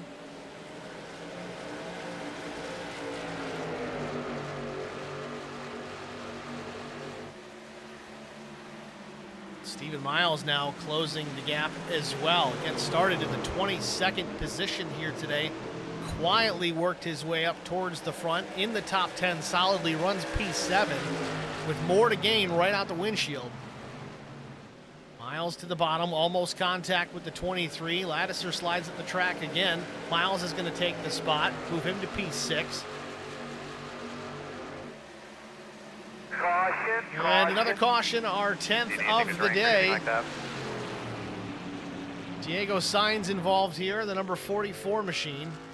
Driving away from the incident. Let's see what happened with Diego.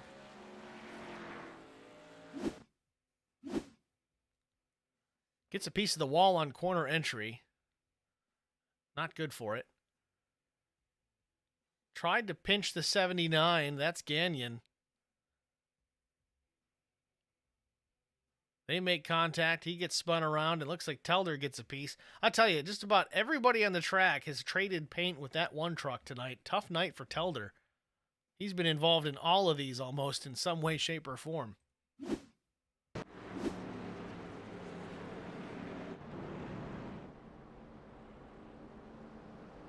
So with this 10th caution of the night, we're going to step aside here, get a quick break out of the way. We'll be back with a restart after this. I would definitely recommend the Garza Law Firm to all my family and friends because I know how he's treated me. I have been playing basketball ever since I can remember. I just finished my 6-year career playing for the University of Tennessee. I feel like we're both striving to be better every day. He's always responded quickly and has always come through with whatever he said that he's going to do. The Garza Law Firm is definitely somebody you want on your team. The Garza Law Firm. Let us help.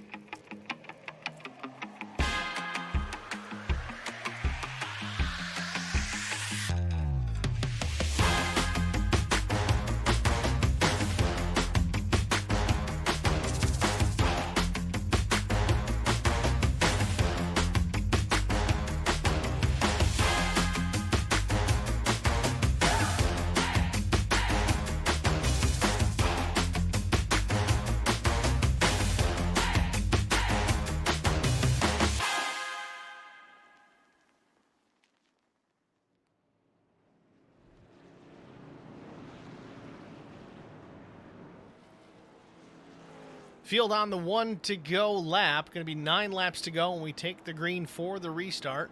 Bit of a shootout we've got on our hands. Fingers crossed we make it to the finish. It's been a rough one. First 2/3 of the race, really not too bad as far as cautions go, but we've had, well, quite the plethora of them in the last third of tonight's race. Pace car is down. Again, if you're coming in late, this field does need to go through the whole back straightaway and a bit of turn 3 and 4 here before they take the green flag. Matt Telder in the stream chat, my truck hurts. I bet it does.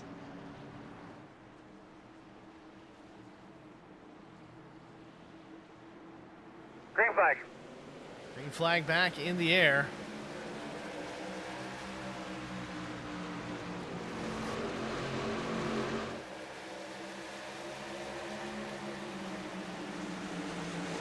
Christine and Alex Cummings battling for position. This should be a fun one to watch, but the caution comes out again. Josh Gagnon, Ben Pierce involved here. Gagnon driving away.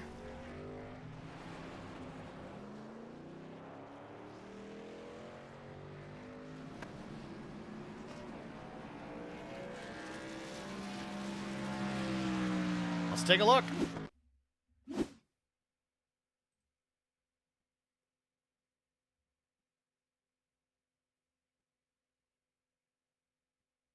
Near the tail of the field here, they just make contact. Telder gets into Gagnon, the 79. He locks it up, but Pierce just can't avoid. He's got to get on the brakes and slow it down, but just not enough room to do it. Watch it one more time here. 79 truck, Josh Gagnon.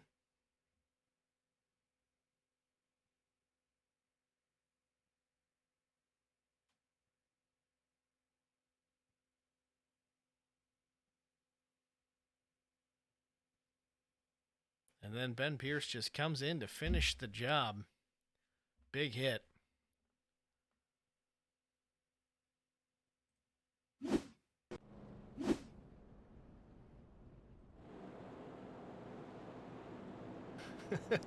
Everett in the stream chat. Eye pacing. Sean Petchin, one of the admins. Yeah, this is not ideal. It is what it is, folks. It's a tough racetrack. Everybody's trying to fight for every inch of that racetrack. Getting everybody grouped up under caution doesn't help. Again, we said it so many times, cautions breed cautions. It is absolutely true. These guys got spread out into a long run early on in the race. They had no problems, but close quarters, gonna rub some fenders, and they don't always keep them straight.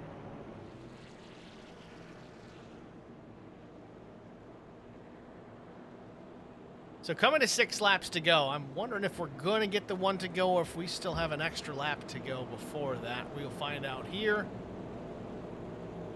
And another lap around. So we may have a 4-lap shootout if we can keep it green to the end.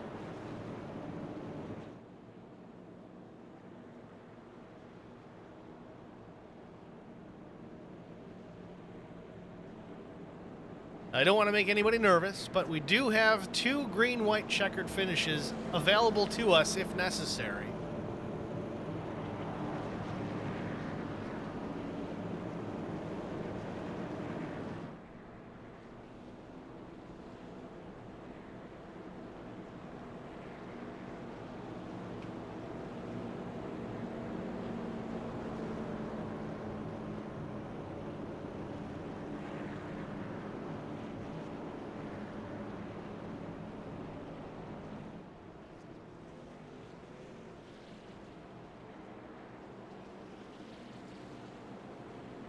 Sean Petchin in the stream chat says, if time permits. That's a fair point.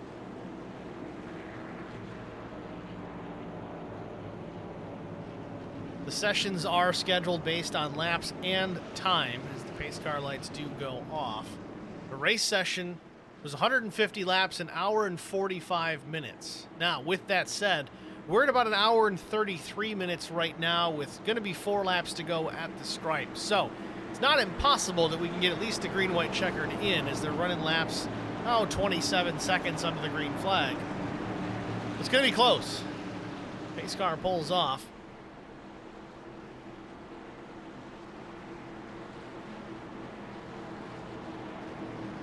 Gets me every time. I always forget that they've got to go whole back straightaway in turn 3 here before we get the green flag. One of the only tracks out there that's the issue. Usually pace car pulls off and you get the green flag in about 100 yards. But here we go. We get it right now. Ready, green flag. Back underway from Phoenix. 4 laps to go. Justin Bonnarott, great restart. Couple of truck lengths over the 2 of Jason Dalton. Chris Dean in the 3rd spot. He's side by side with the 2s. They roll into turns 1 and 2. Alex Cummings trying to go up the gut. The door closes. He's got to find some room. He's got the pace. Dylan Glass in the mix as well. Oh, and the 23 goes around. Does he save it? No. Caution once again. Big trouble in turn 4. Good job. Tell me about your race car when you can.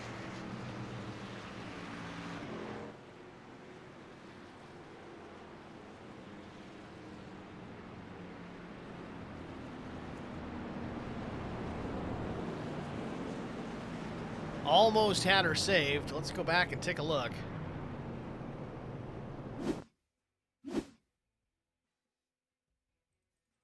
Go back a little further here. With a better camera. There we go. All right, watch the 23 Chuck and then the 21. I think that's Brandon Alphin. He's clear. Alphin comes in and gets into him here. I don't know if the 23 was coming down. Again, it's late. It's close quarters racing. He gets into Dylan Glass. Glass, I don't think, does he save it? If he does, it'd be a miracle. We'll watch that one in a minute. But contact made with the 26. Then the 22 comes in as well.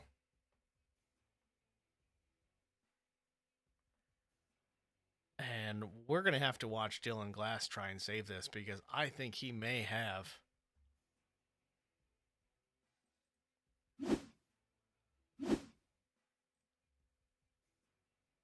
Lattiser clips to 16, and look at this dirt tracking. Beautiful save. Alphin does a good job to not run him over after the fact. You can't get a truck that much more sideways and still save it. Let's ride on board here with Dylan at full speed.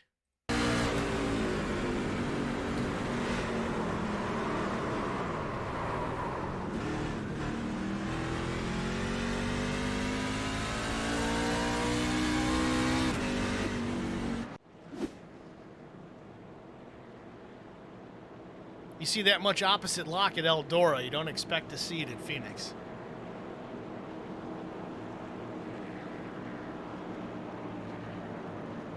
Diego Sainz says, check my point of view. All right, I'll bite. On board with Diego Sainz. Is this the Days of Thunder move?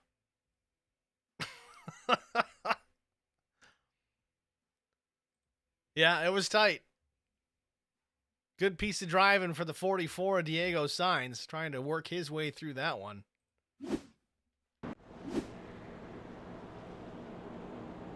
And with that, Diego runs in the 10th spot. So this will be our first attempt officially at a green-white checkered finish. Again, 2 available. We're getting short on actual time. Get an hour and 45-minute race session. We're approaching an hour and 38. I think we're going to get the one to go this time by. Lights go out. So next time by, we'll be racing. Hopefully we can get this one in. I think we'll be all right. We just got to make it back to the white flag. If they can take the green, make it 1 lap without an incident, we'll be just fine. Matt Telder, after everything, somehow I'm 12th. You know, I was thinking that earlier when you were 16th. I'm like, man, he's still having a lead lap day. Just goes to show, if you don't quit, you got a chance.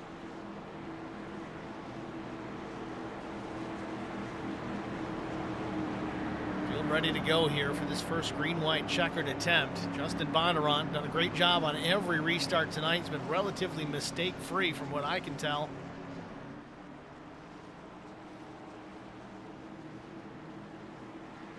Green flag.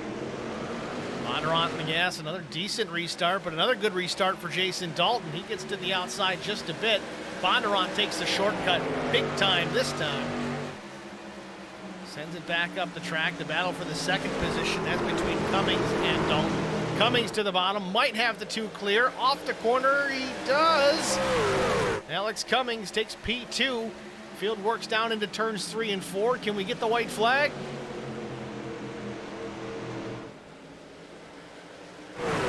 White flag in the air. Final lap, Arizona State 150. Justin Bondurant currently with the lead. Alex Cummings trying to reel him in. A truck length and a half off the tailgate of the Monster Energy Toyota Tundra. Down the backstretch for the final time. Bondurant started 4th. Had a win taken away basically last week, but maybe not today. Cummings dives it way down deep as best he can, but it's not enough. Bondurant off turn 4, crosses the stripe. Checkered flag for Justin Bondurant. The number 11 takes the win.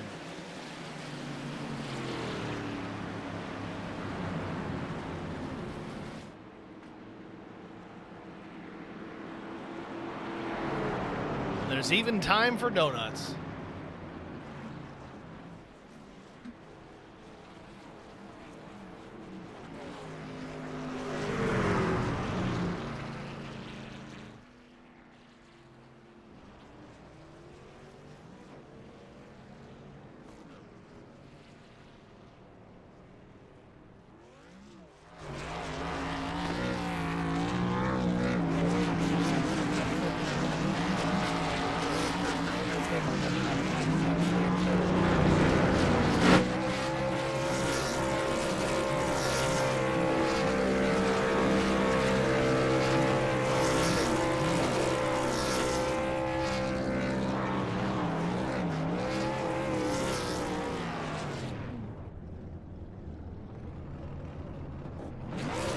Bondurant's been watching a lot of Kevin Harvick highlights.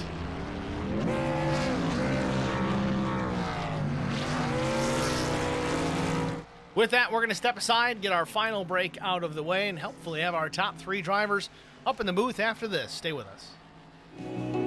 I would definitely recommend the Garza Law Firm to all my family and friends because I know how he's treated me. I have been playing basketball ever since I can remember. I just finished my 6-year career playing for the University of Tennessee. I feel like we're both striving to be better every day. He's always responded quickly and has always come through with whatever he said that he's going to do. The Garza Law Firm is definitely somebody you want on your team. The Garza Law Firm. Let us help.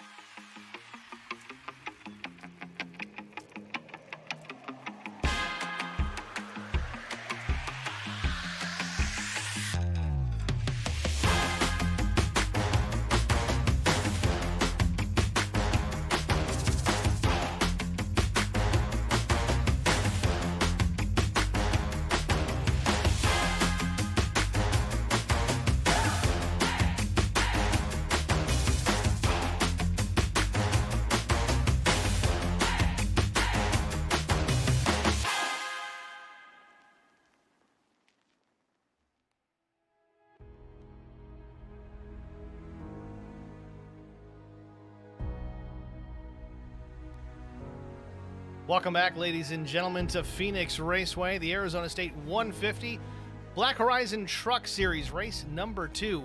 Justin Bondurant, this could have been 2 in a row. Not the case. Let's pull our winner, though. He did take home the checkered flag tonight. Justin Bondurant, let's see if we can get him here. Justin, it's Steve in the broadcast booth. You got a good copy? Yes, I do. All right, Justin, congratulations, man, for winning tonight. Before we get to tonight, let's go back to how we got here. Let's talk a little bit about last week at Auto Club Speedway. Another dominating performance out at the big track. Bolted on some tires late, green-white checkered, plowing through the field, and then late race contact with the leader off 4. Walk us through your perspectives of that last lap out at Auto Club. Yeah, just better tires there, and yeah, just sent it in a little too much. Got loose, unfortunately got up into my teammate, and kind of ruined our good team finish for the day, but good to bounce back today. So as far as that goes, that sums it up. But here at Phoenix Raceway, you started 4th, you got to the front very quickly and really didn't look back. Had a handful, well, talk about I think maybe 10, 11 restarts that you had to contend with. Walk us through the strategy and how you figure out how to do the best restart, because you seem to get out to a half-second advantage right away every time. Yeah, being the leader obviously helps, but this one's tricky. You know, being in a turn, you know, a lot of people are spinning tires and probably can't get to the gas right away. So being the leader helps to get that jump, and yeah, that worked out for me on those late race restarts. Tire strategy, I got to ask you about that. You tend to have a really good pace throughout the run regardless. Are you trying to save tire, or you just got that much pace all by itself? Here I was trying to save tire, especially through, you know, the middle part of the race. Me and Luke there, I think we were pretty close. Not sure what happened to him, but yeah, just trying to save a little bit of tire. Obviously there at the end you can't save tire. You kind of just have to push as hard as you can for those last 20 laps. Well, you certainly mastered this place. Next week we go to Homestead Miami Speedway talking about tire savings. Certainly a very different type of racetrack compared to here at Phoenix Raceway, but what is the strategy rolling into South Beach? Yeah, that one you're going to want to save tires immediately. So save tires the whole race, and hopefully you have something there at the end. All right, Justin. Well, we're going to let you slide here. Congratulations on the win. Who do you want to shout out to? Shout out everybody on the Lap 1 Legends team. And yeah, that's it. I don't have any sponsors. Just Monster Energy. Kept everybody caffeinated, right? Right. Thank you. It's Justin Bondurant, your race winner here from Phoenix Raceway. Next, we'll pull Alex Cummings into the broadcast booth. Alex, it's Steve in the HBR TV booth. You got us? Yeah, I got you. Alex, congratulations on a P2 finish. You seem to have something for Justin there. Maybe just a handful more laps. Could you have caught him? Could you have passed him? I mean, what could you have done differently tonight? I don't know if I had anything for him. He was strong all night. I tried to, even on some of the longer runs we had there at the beginning, I tried to catch up to him, but it just seemed like I didn't have enough just to actually get by him. So luckily, if we can take this and be a 1-2 for Lap 1 Legends and get us some good team points and also some points for the championship. You talk about teammates and working together and having good 1-2 finishes. Next week, we go out to Homestead Miami Speedway. It's a place that, you know, Justin even said tire savings happens right away. You have to baby him. You have to be good to him. What is your strategy, your thought process going into South Beach next week? I think if as long as we can keep it clean and do a little better than we did tonight, just like Bondo said, just saving the tires, and hopefully me and him can find our way up towards the front again. It seems like we're pretty decent at doing that, so hopefully we can get there and get some more Telder and Daniels up to the front with us also, and have a great team finish. Pretty decent, he says. A little modest, are we? I would try. Alex, again, congratulations on P2. We're going to let you slide. Who do you want to shout out to? I just got to give a shout out for everybody that puts on this league, and then thank all the gals on Lap 1 Legends, and big shout out to Bondo there for counting me down there at the end, and we was able to sweep 1 and 2. All right, Alex. Thanks for talking to us, man. Good luck next week. No problem. Thank you. Last but not least, we're going to go to Jason Dalton, third place finisher. Jason Dalton, Steve Singer, HBR TV booth. You got a good copy? Yes, sir. As I stumble over myself, congratulations on a P3 finish here tonight. Let's see, you started in the 11th position, not a terrific qualifying run, but you slowly but surely picked them off one at a time throughout the course of every run tonight. Took advantage of the restarts. Walk us through your strategies, the plan for tonight. Did you stick to it, or was it just a matter of just kind of going after it one at a time? No, it was just trying to save the tires and try to pick them off one at a time. Fairly long race. I know there's always cautions here toward the end of the race, so try to be in contention toward the end of the race and be able to make some moves there. We talked to the top two about tire savings. It's been a very big topic, not just at Auto Club or here at Phoenix, but next week we go to Homestead, and it's going to be a big topic of conversation out there. Is there something that you're good at? Tire strategy, tire savings, making them last throughout the course of a fuel run, if we even do that. I mean, tonight things were a little hectic at the end, but bigger track, Homestead Miami Speedway, notorious for long runs. What are your odds going into Homestead? I mean, I'd say pretty good. I've had good success there in the past. Won a race there, but as far as the tires go, it's a little bit different here with 100% fuel and everything, so it kind of changes the dynamics a little bit. But yeah, I mean, I feel pretty confident with it. It's just got to stay out of trouble, keep the fenders, keep it aero clean there at that track. Certainly looking forward to it, Jason. Again, congratulations on P3 tonight. We're going to let you go. Is there anyone you want to thank before we go?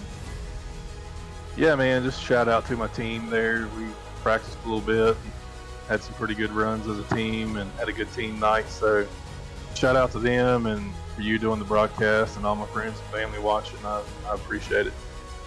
All right, Jason. Well, thanks for talking to us again, man. Good luck next week at Homestead. Thanks, man. Jason Dalton, your third place finisher here from Phoenix Raceway. The Diamond in the Desert. Nope, that's Las Vegas Motor Speedway. But either way, we're still in the desert. There's cacti everywhere, right? We had Rattlesnake Hill. We had camera views from up there. Speaking of camera views, big shout out to Whiplash Sim Cams for providing the camera pack for tonight's broadcast. They will be with us all season long with every race broadcast, not only here at Black Horizon, but also the No Bull Racing League that we broadcast on Sunday nights.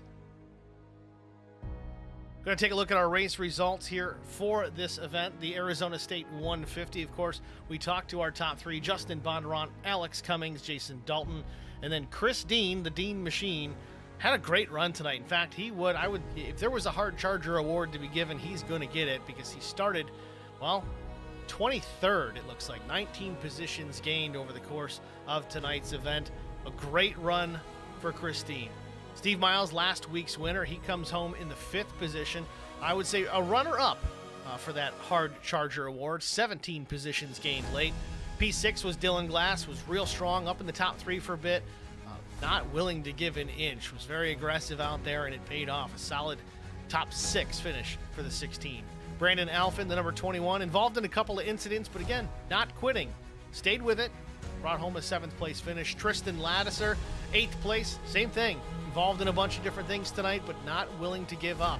The top 10 finish for his efforts. Luke Daniels was 9th. 10th, Cameron Ingram. 11th was Cameron Ingram. Matt Teller was 10th. I'm looking at the wrong screen. I'm losing my mind. Jacob Trift was 12th. Ben Pierce, 13th. Brian Sutphin, 14th. Josh Gagnon was 15th. Diego Sainz was 16th. Chris Scala finished in the 17th position. 18th went to Tim Averill with Black Cat Racing. Sean Petchin was 19th. 20th went to Lucas Strayer. Pole position tonight, but unable to stay up towards the top 5 and just got back into the minutia and into some other incidents. Not a great run for Lucas. We'll see how he can handle things next week at Homestead.